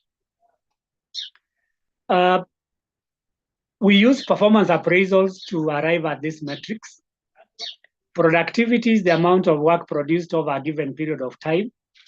So if a person takes a longer time to produce certain results, then that is a very inefficient person or a poor performer. Goal attainment, I believe at the beginning of every performance management cycle, you agree on the specific goals you want to be achieved.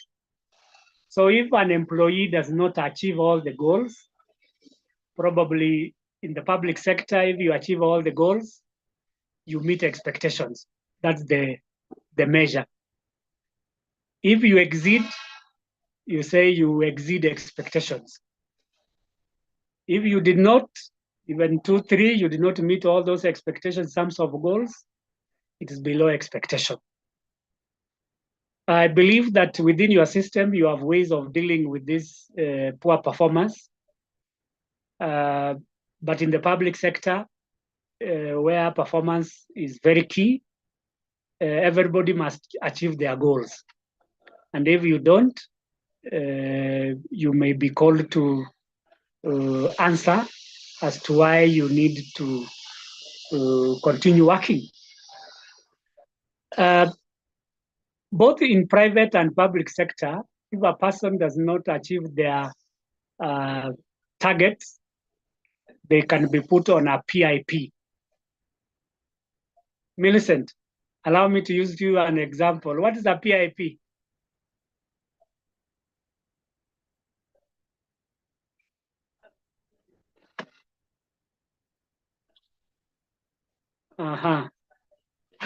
Millicent can't hear me probably. Halim is on the line? Yes, performance improvement plan. Yes, performance improvement plan, that is correct. A performance improvement plan is required for those people who cannot achieve their targets over a period of time. Still with Halim, if you can, what do you do during PIP in order to support the employee to reach the expected standards? Most probably PIP will be based on the previous performance agreement that was had. Yes. And the employee did not meet a certain target, the employee might be helped on training and mentoring on how to achieve their target. Yeah, that's correct. Training and mentoring. Probably the reason why they didn't perform is lack of skills and knowledge, and therefore training becomes handy in order to rectify the situation. So part of the reasons why people don't meet their targets is lack of training. Anything else you can do to improve?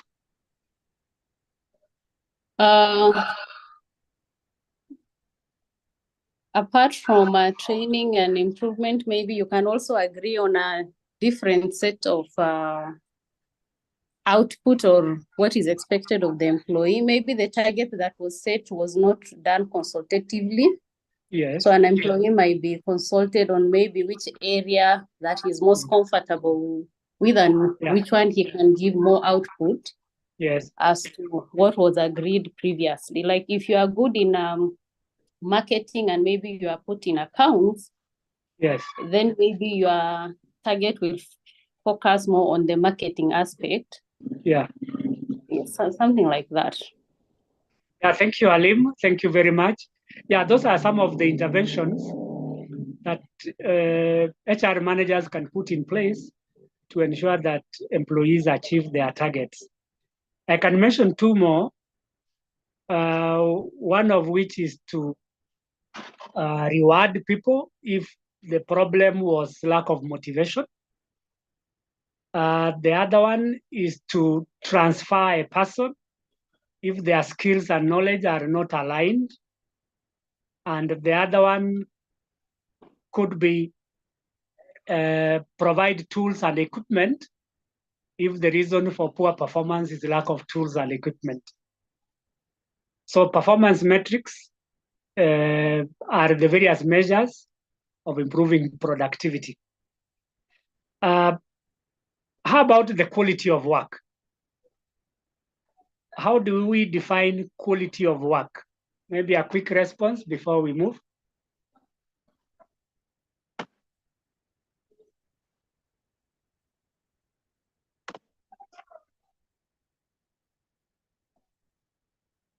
Mark, are you in? I'm picking anyone at random. Okay. Polycarp?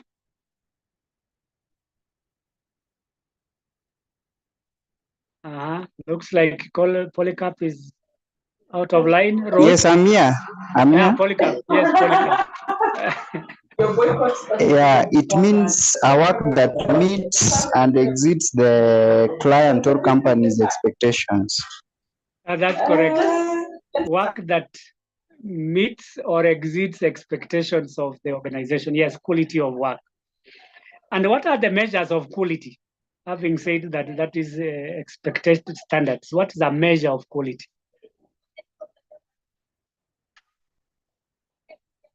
Polycarp, could you like to answer that question again?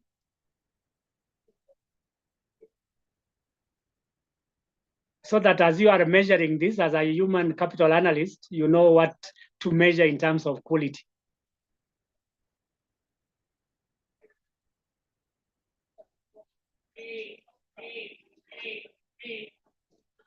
Okay, maybe I can mention two aspects of quality that can be measured.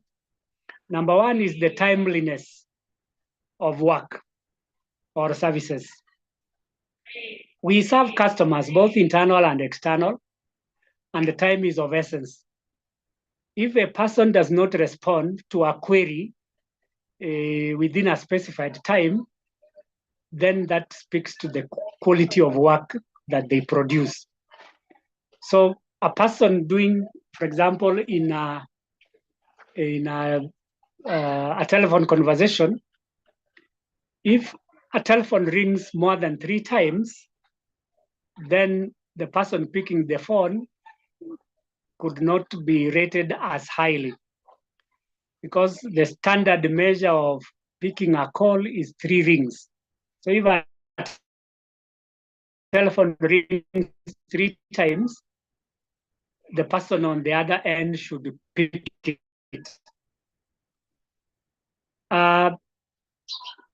The other aspect of quality work, if you produce many errors, for example, a typist, somebody typing and there are many errors, then that becomes a quality issue. Or giving inaccurate information, that is a quality issue. So when you are measuring performance, you also look at the quality of work, either in terms of the timeliness, and 2, the number of errors or mistakes made. People handling, for example, materials, probably in a manufacturing company, should be very careful, because once a material is cut, and it does not fit the work it was doing, then it becomes waste. So errors might cause waste, and waste becomes expensive for organizations. So the importance of measuring performance is to provide us with insights for individual and team performance, which is very key to all of us, either at the individual level or at the organizational level. Absenteeism rate, really, yes, we can't prevent people from being absent 100%, but we can reduce that. So how do we calculate the absenteeism rate? Is the total number of days absent over the total work days. Again, I want to use an example of the total work days of the whole organization for all employees. the total work days. So if a week has 5 work days, you multiply by 7. If you want to calculate the absenteeism rate for a whole week, so it is 7 days per week.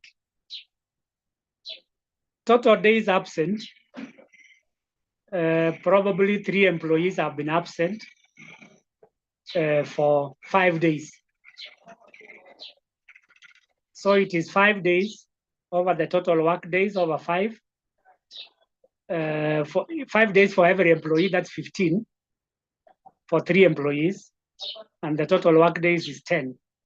So the absence rate is 15 over 10 times 100, that's around 0.5. That's almost a day every day.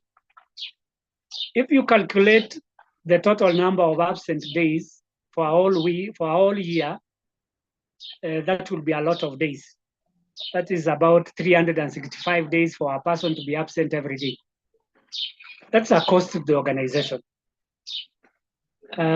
Costs in terms of service delivery, because somebody missed working on that day.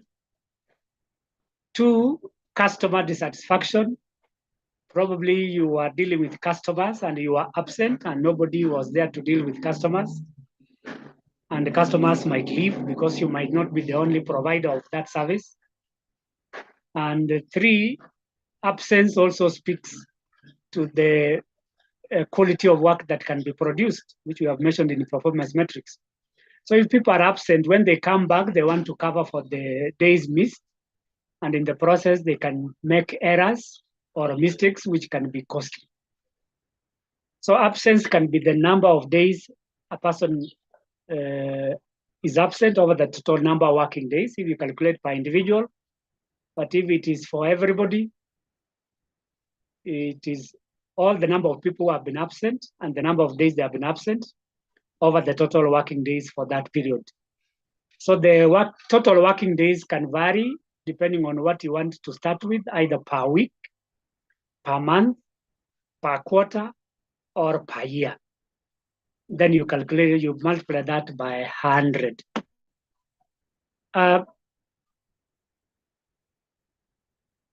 Other metrics include benchmarking, where you are comparing your performance or activities with the other best of class in the industry. Best of class are those organizations that are doing very well in the same industry in which you belong.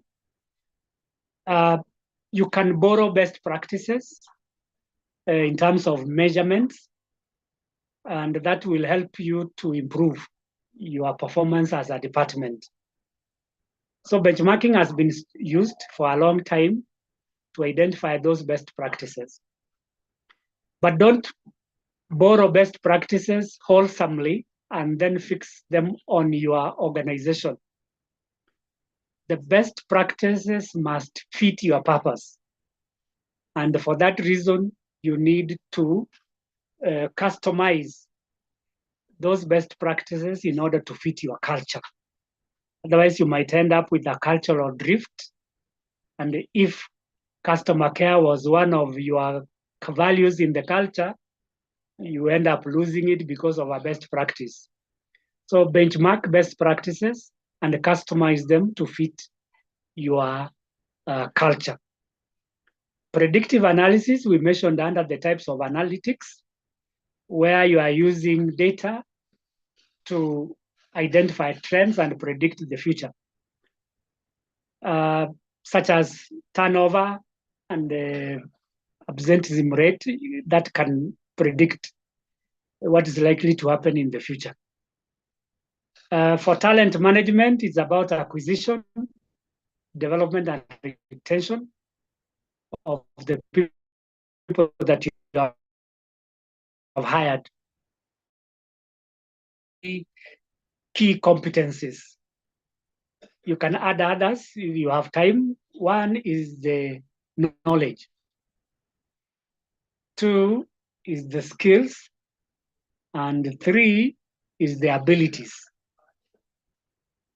You acquire people with the right skills, knowledge, and experience, you develop and keep them for a long time. And using metrics can also help us in resource allocation.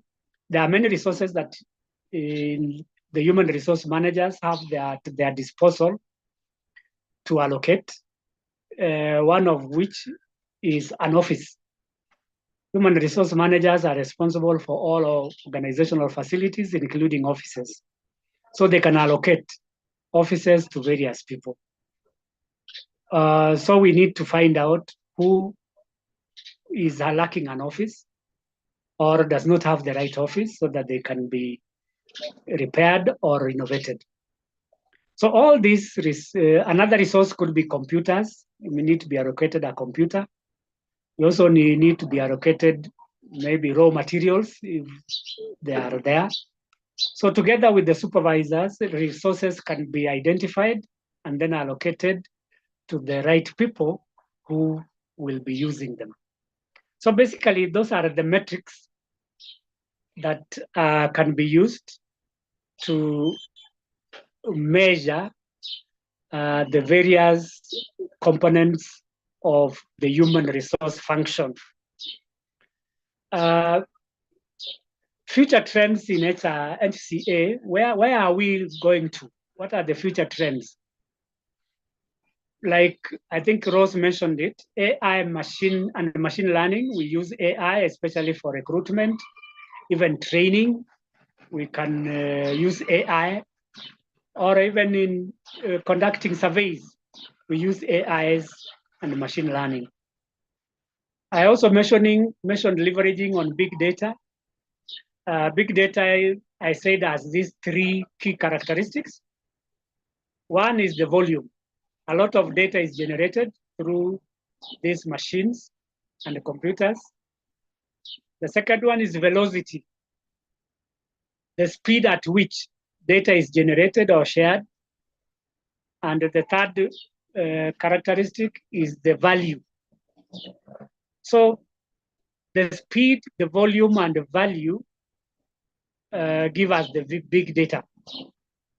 So we need to utilize this data to our advantage so that we can make informed decisions. And again, going forward, there is an element of personalization and employee experience. For example, not all of us need the same training. Some of us need training in data analytics. Some could be interested in human resource audits. Others could be interested in performance management. All these are individual needs which can be calibrated to suit those needs. And then employee experience.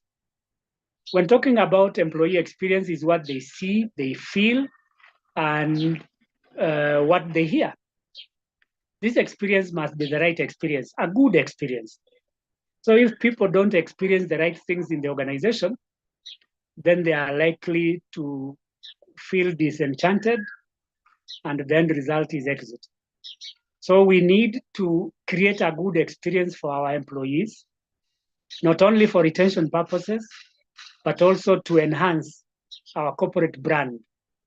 People with the right experience are our ambassadors out there. They broadcast our good name and what we can do to improve that experience. Next is a continuation focus on mental health. Today, mental health has become a big issue. Why? Because people are stressed, they can't focus, and their delivery is affected. We will go back to the types of analytics that we mentioned, one of which is either emotional intelligence or emotional capital, social capital. So emotional capital and social capital will help in maintaining a healthy workforce and the well-being of the employees. So people who are trained or have higher emotional intelligence and people who can communicate using our cultural capital can also help in reducing mental health and well-being problems. Remote working has become a key thing, especially in a modern environment, especially after COVID. So people are working remotely from where they are. I mentioned diversity. We are different from different backgrounds, religion, education, ethnic. So we need to find a balance. Skills competency mapping, we can't avoid that going forward.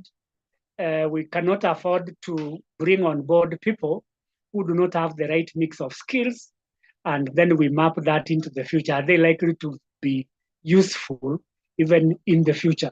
So today we are looking at people who are multitasked and people who are highly skilled that can bring changes in our organization. For employee engagement and retention, that's what we are looking for.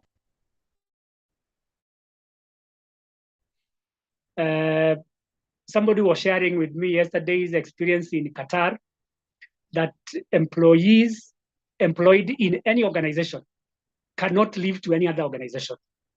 Their organizations are networked, that you can't resign from one organization and go to the next. If you resign, you go to do your own business and not to any other employment. Maybe a reaction to that, what could be the benefit of having such a kind of a policy where employees work in their organizations until they retire or die? Any quick reaction? Sonny, I haven't heard your voice. How are you, Sonny?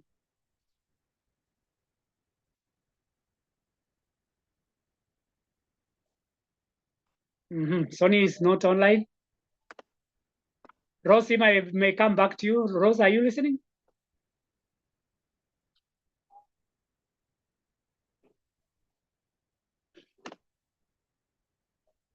Okay, Mary Wairimu.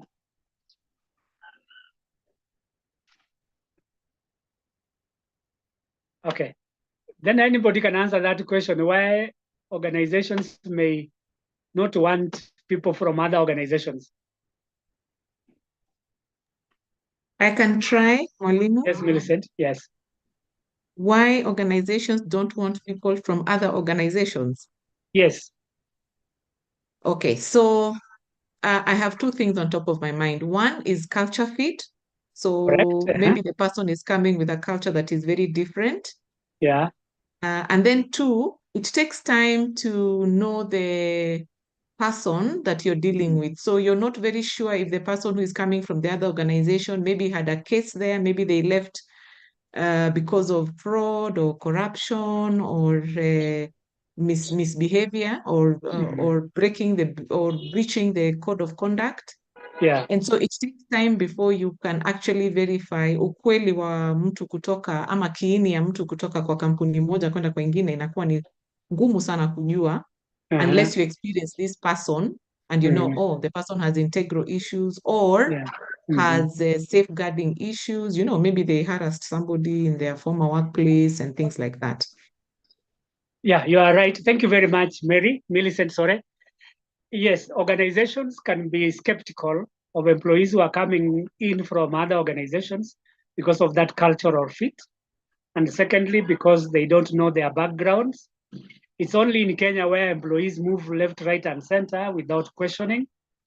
But in Qatar, and Millicent has rightly said it, that they could be having integrity issues. In Qatar, there is zero corruption. If you are found corrupt, you know the consequences.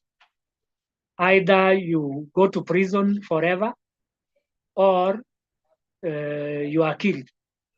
So there is no room for corruption in Qatar. And I believe generally in the Arab world, there is almost zero corruption, especially in organizations. So we don't want to risk to bring people to organizations, our organizations, especially whose backgrounds that we don't know. Maybe to add, performance of these employees may not be established. Some of the people that we hire from other organizations can have very colorful papers, but in terms of performance, we may not know them. So it is safer to nurture people within the organization through creation of those career pipelines and succession plans. so that we minimize engaging people from outside. So engaging people from outside, engaging our employees is key because it helps us to retain them. Why? Because we give them internally competitive and internally equitable and externally competitive payment systems. We give them the right jobs. We create a good environment where they can function effectively. So basically, those are some of the metrics for measuring the various aspects. Very briefly, I want to mention only the highlighted words. Next generation leaders. Who are these next generation leaders? These are people who are visionary. These are people who are very flexible or adaptable to their environment. These are people who are very creative. And these are people who are technologically aware of where the world is going. And lastly, these are people who have a global perspective of the organizations. So if we have to measure our employees in terms of leadership competencies, we need to look at these key aspects of the next generation leaders. Then down there, I have gig workers. In order not to dominate the conversation, anybody who knows anything about gig workers? Who are these gig workers?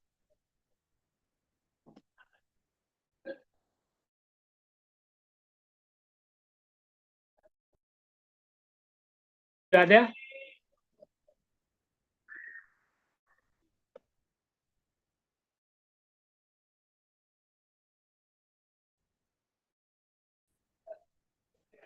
Okay, so these are people who want jobs for a particular period of time, and they move to other jobs.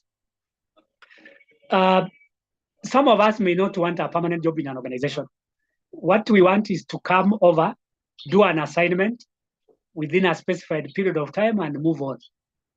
Probably this is what Gen Z could be interested in, because from my experience, these are people that you cannot keep in an organization for a whole day. They want to go for swimming, they want to go for a trip to Naivasha and elsewhere. So giving them gigs or specified work plans can help them to work. So we are heading into an environment where gig economy has taken center stage, and the people are not willing to work for one organization for a long time. So what they want is freelance, like it happens in developed economies, like Australia, Canada, America, and Britain. This is where the gig economy is working very well. Even here in Kenya, we have several of us who are freelance consultants. You are with this consultant this week, next week you are working with another one. So that is what we are witnessing as a common trend in the next 5 or more years to come. We want to move to data sources and the collection methods. As you can see from my slide, I've categorized them into 2, internal data sources and external. If I may go straight to the internal sources, these are the most common. One is the internal HR system. I want to imagine that all our HR systems are automated,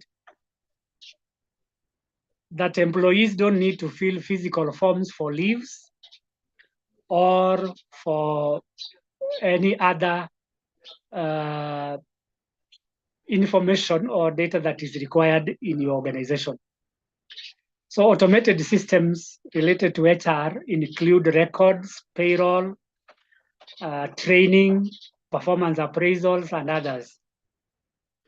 So these HR systems help us to track, like the tracking system during a recruitment and selection, or some of them are learning management systems, like the current one that we are using. This presentation is being recorded, so that becomes a learning management system for those of us who missed in this training. So learning systems are essential, where people can access information within your HR system so that they can learn. The other internal source is feedback tools, like employee engagement surveys, which you have in your records. This will tell HR analytics the level of employee engagement and satisfaction, or it can tell us the exit or stay interviews.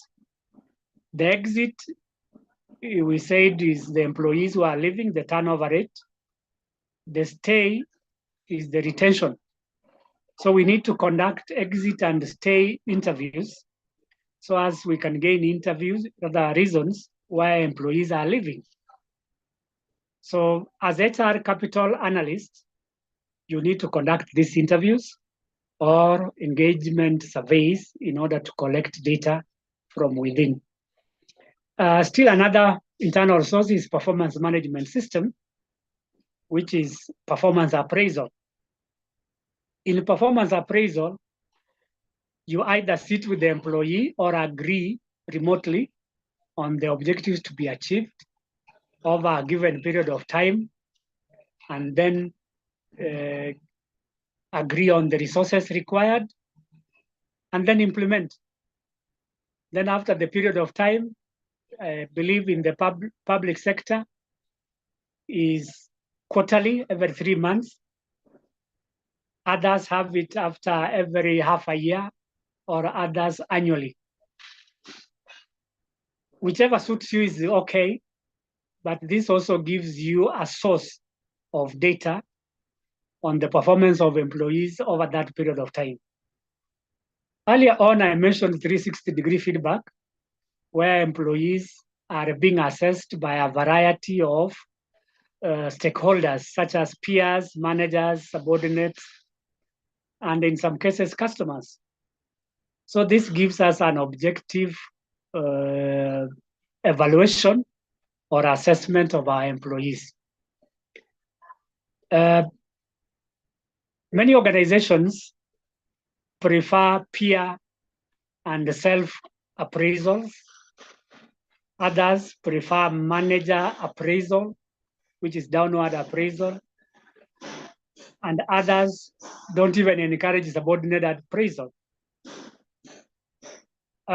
It's always good to allow subordinates to appraise their managers, which you call upward appraisal, because it gives the managers ideas, information, or even areas of improvement, because nobody is perfect. Even managers can make mistakes.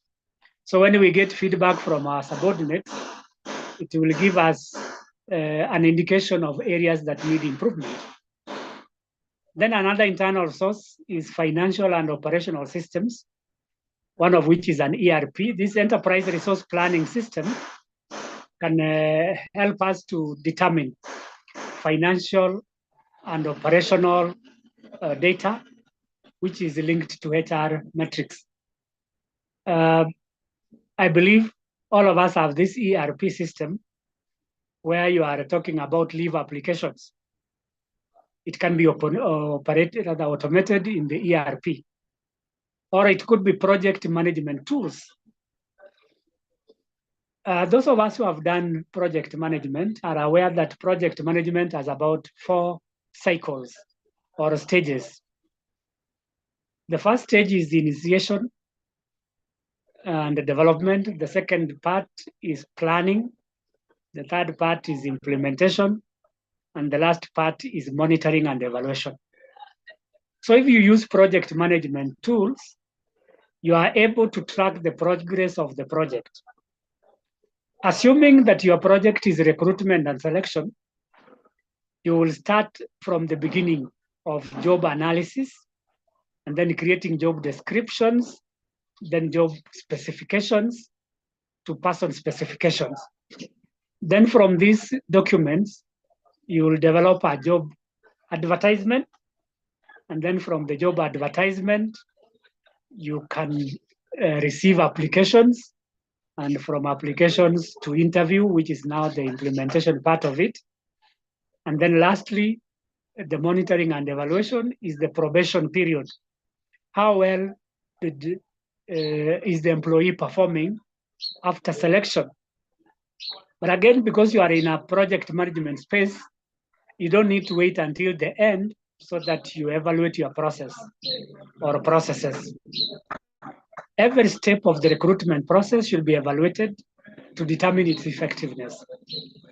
So this operations system can enable us to determine our progress in our HCA metrics.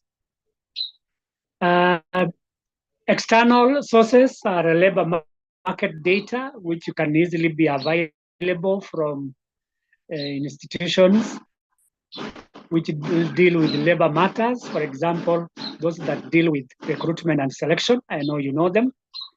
PricewaterhouseCoopers, SheerLogic, and Manpower Services are organizations that deal with labor market data. Social media has emerged to be a new tool that can tell us how we are doing in terms of our functions. We can collect data through social means and professional networks. Professional networks, an example is LinkedIn. I'm sure some of us are in LinkedIn. These are professional social networks. Others are in other professional networks. And then social media. We need this data from these social networks that can help us make a decision, especially with the candidates that we are hiring. They say that the internet does not forget. So whatever you post on your social media, please be careful.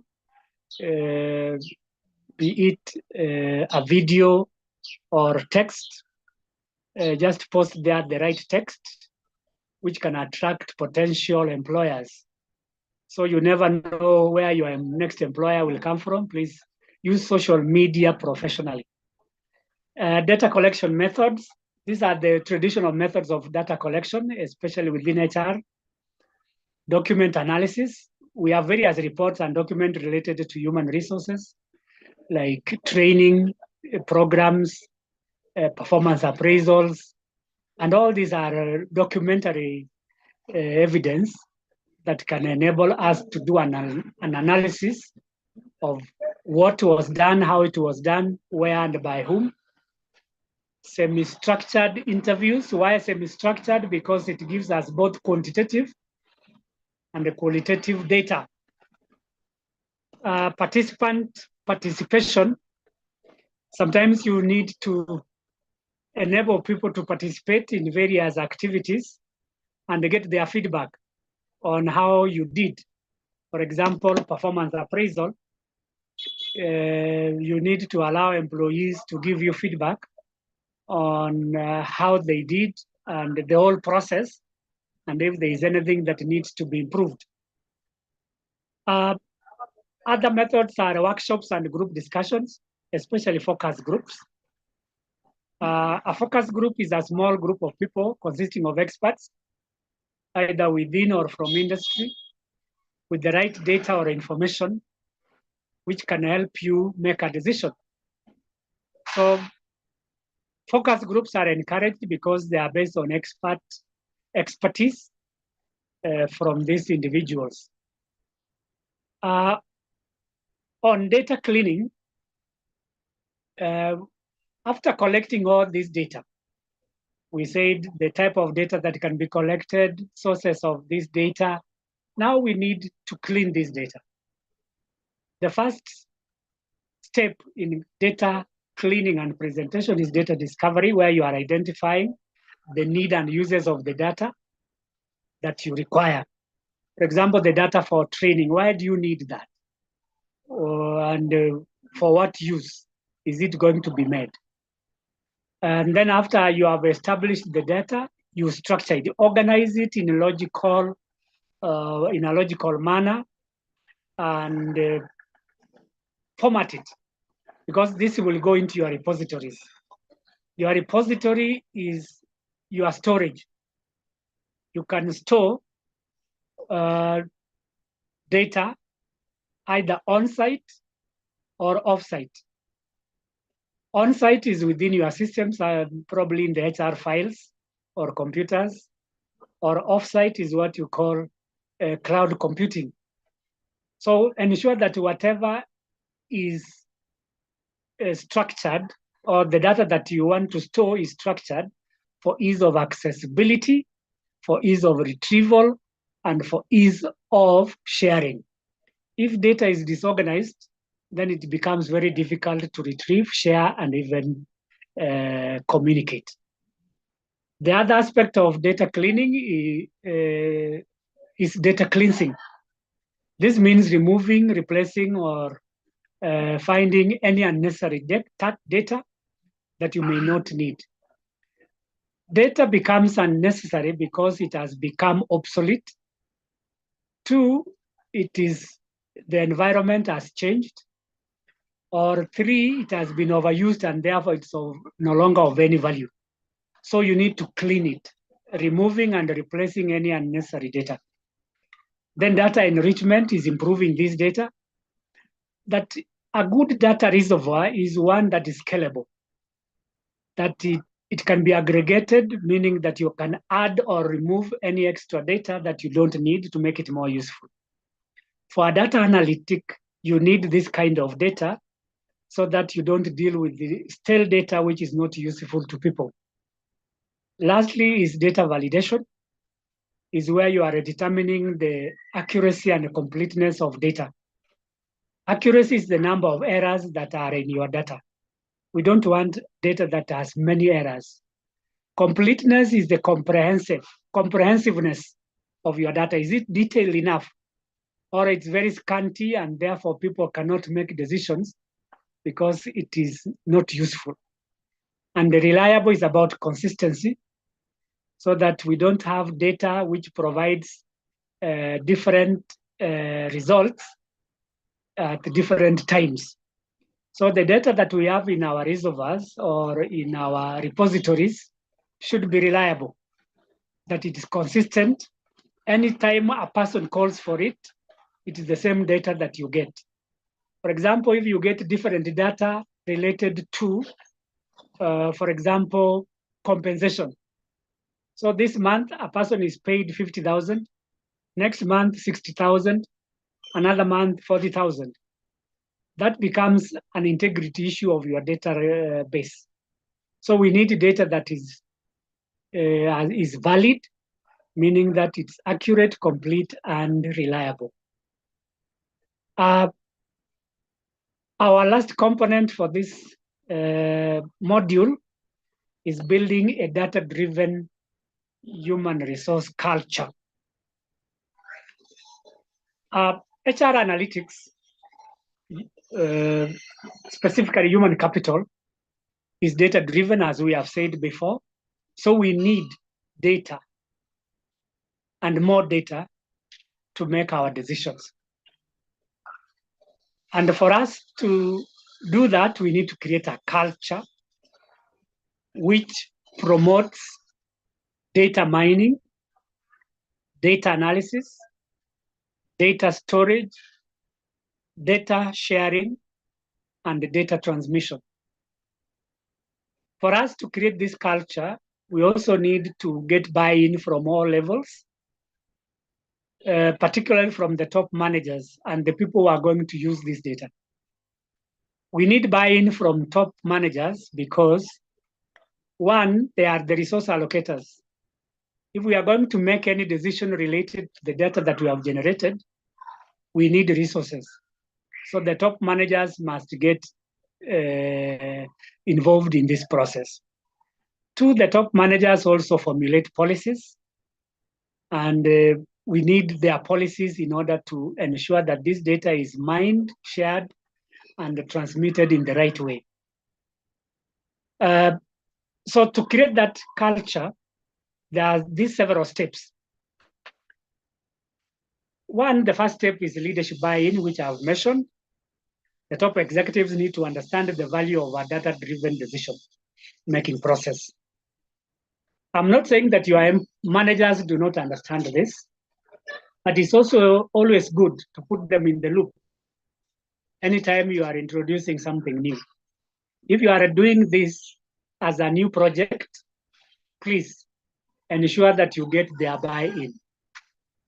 In a modern HR environment, we are strategic partners, and we are going to make use of this human resource capital data to make strategic decisions. And we can advise them on strategic HR matters that will make our work even much easier. So we need to get the buy-in of our top managers so that we get their support if we are introducing this for our first time.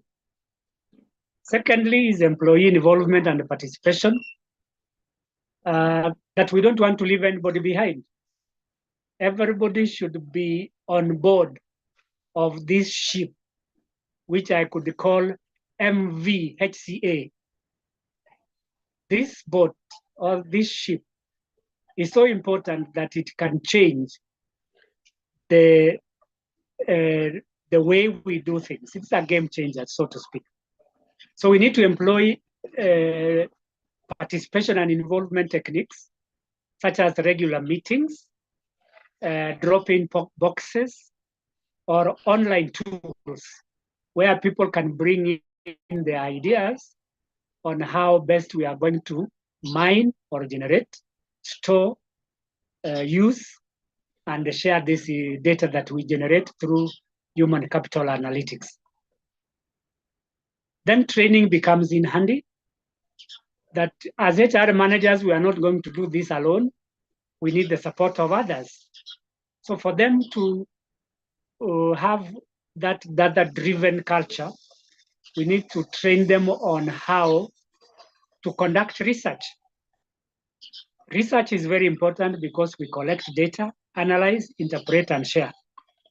So as HR professionals, we need to provide training for others so that they can help us to collect and analyze the data that we collect. The fourth step is technology tools. We need to invest in the right technologies for data collection, analysis, and reporting. There are online tools that we can create, like online surveys. That's a technological tool that can enable us to collect data. Or we can create internal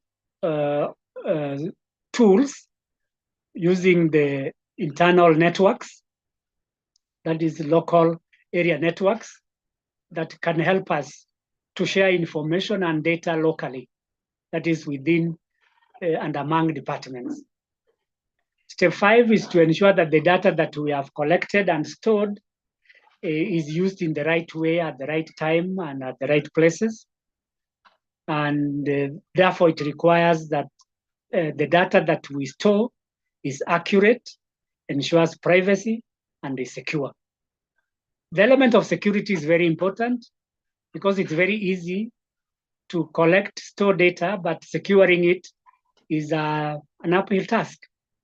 So who can access our data? That's the question that we should ask. So that we know who is in possession of which data. When data gets out of our hand to unsafe hands out there, it can be very risky.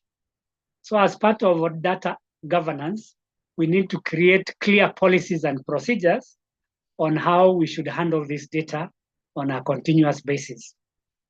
So data governance in terms of privacy, we need to comply with the Privacy Act, Data Privacy Act, which requires us that we don't divulge any private data to any third parties, because that can become a court case.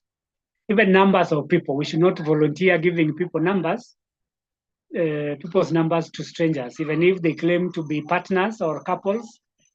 That should come from the couples themselves, not the organization.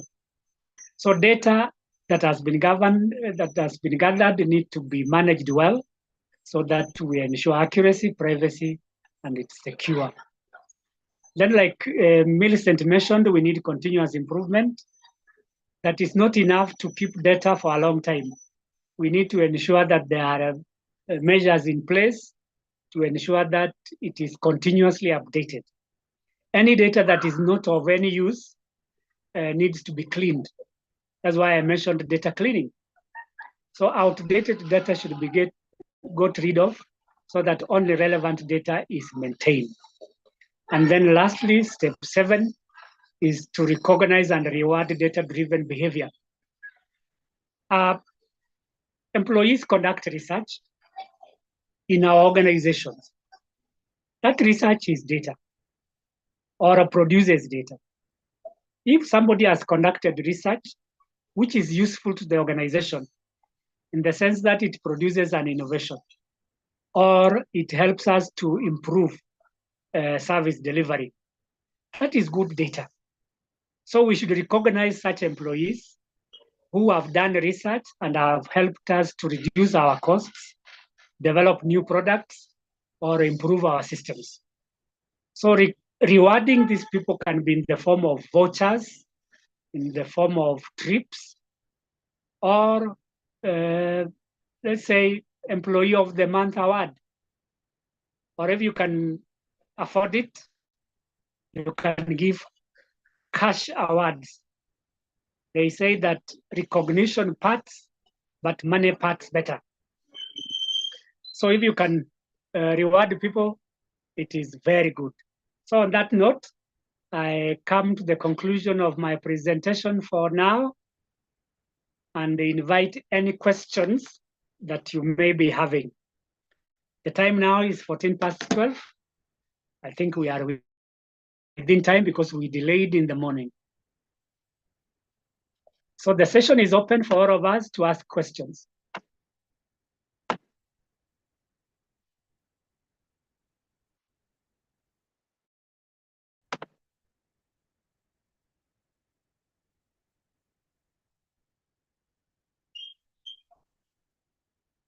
Any question with anybody? There are some chats that I missed. Lorna Okach said that very well. I guess you are referring to the presentation. Irene, she was saying communication with staff and give advice on matters related to staff. I think this is where you are talking about the usefulness of human capital analysis. Halima said, yes, we are listening. I think that is the time I was asking whether there is somebody online or I was alone. Galaxy, I don't know the name. We said that HR analytics helps us to determine the level of job satisfaction, absenteeism rates, turnover, age and gender balancing. Irene mentioned career growth. Halima said undertaking employee satisfaction survey. And I think that is how we are going to operationalize human capital analysis. So basically, that is what I had for today. Anybody with a question or a comment or a compliment?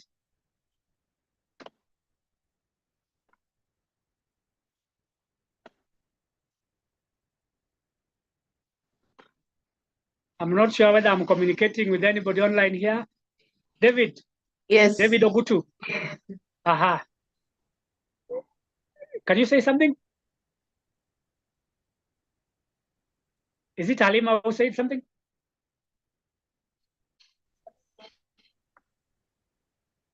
Thank you for the presentation. Thank you David for Ogutu, thank you. Insightful. Halima, thank you. Thank you for a very good presentation. Alice, thank you very much. I'm humbled.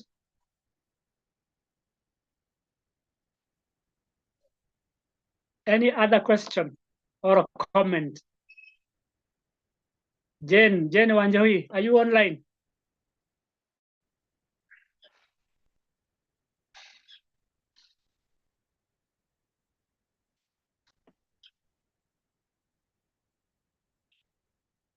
Okay, Rose Macau, if you are there. I say thank you so much for the presentation. Quite insightful learning. Thank you. Thank you very much.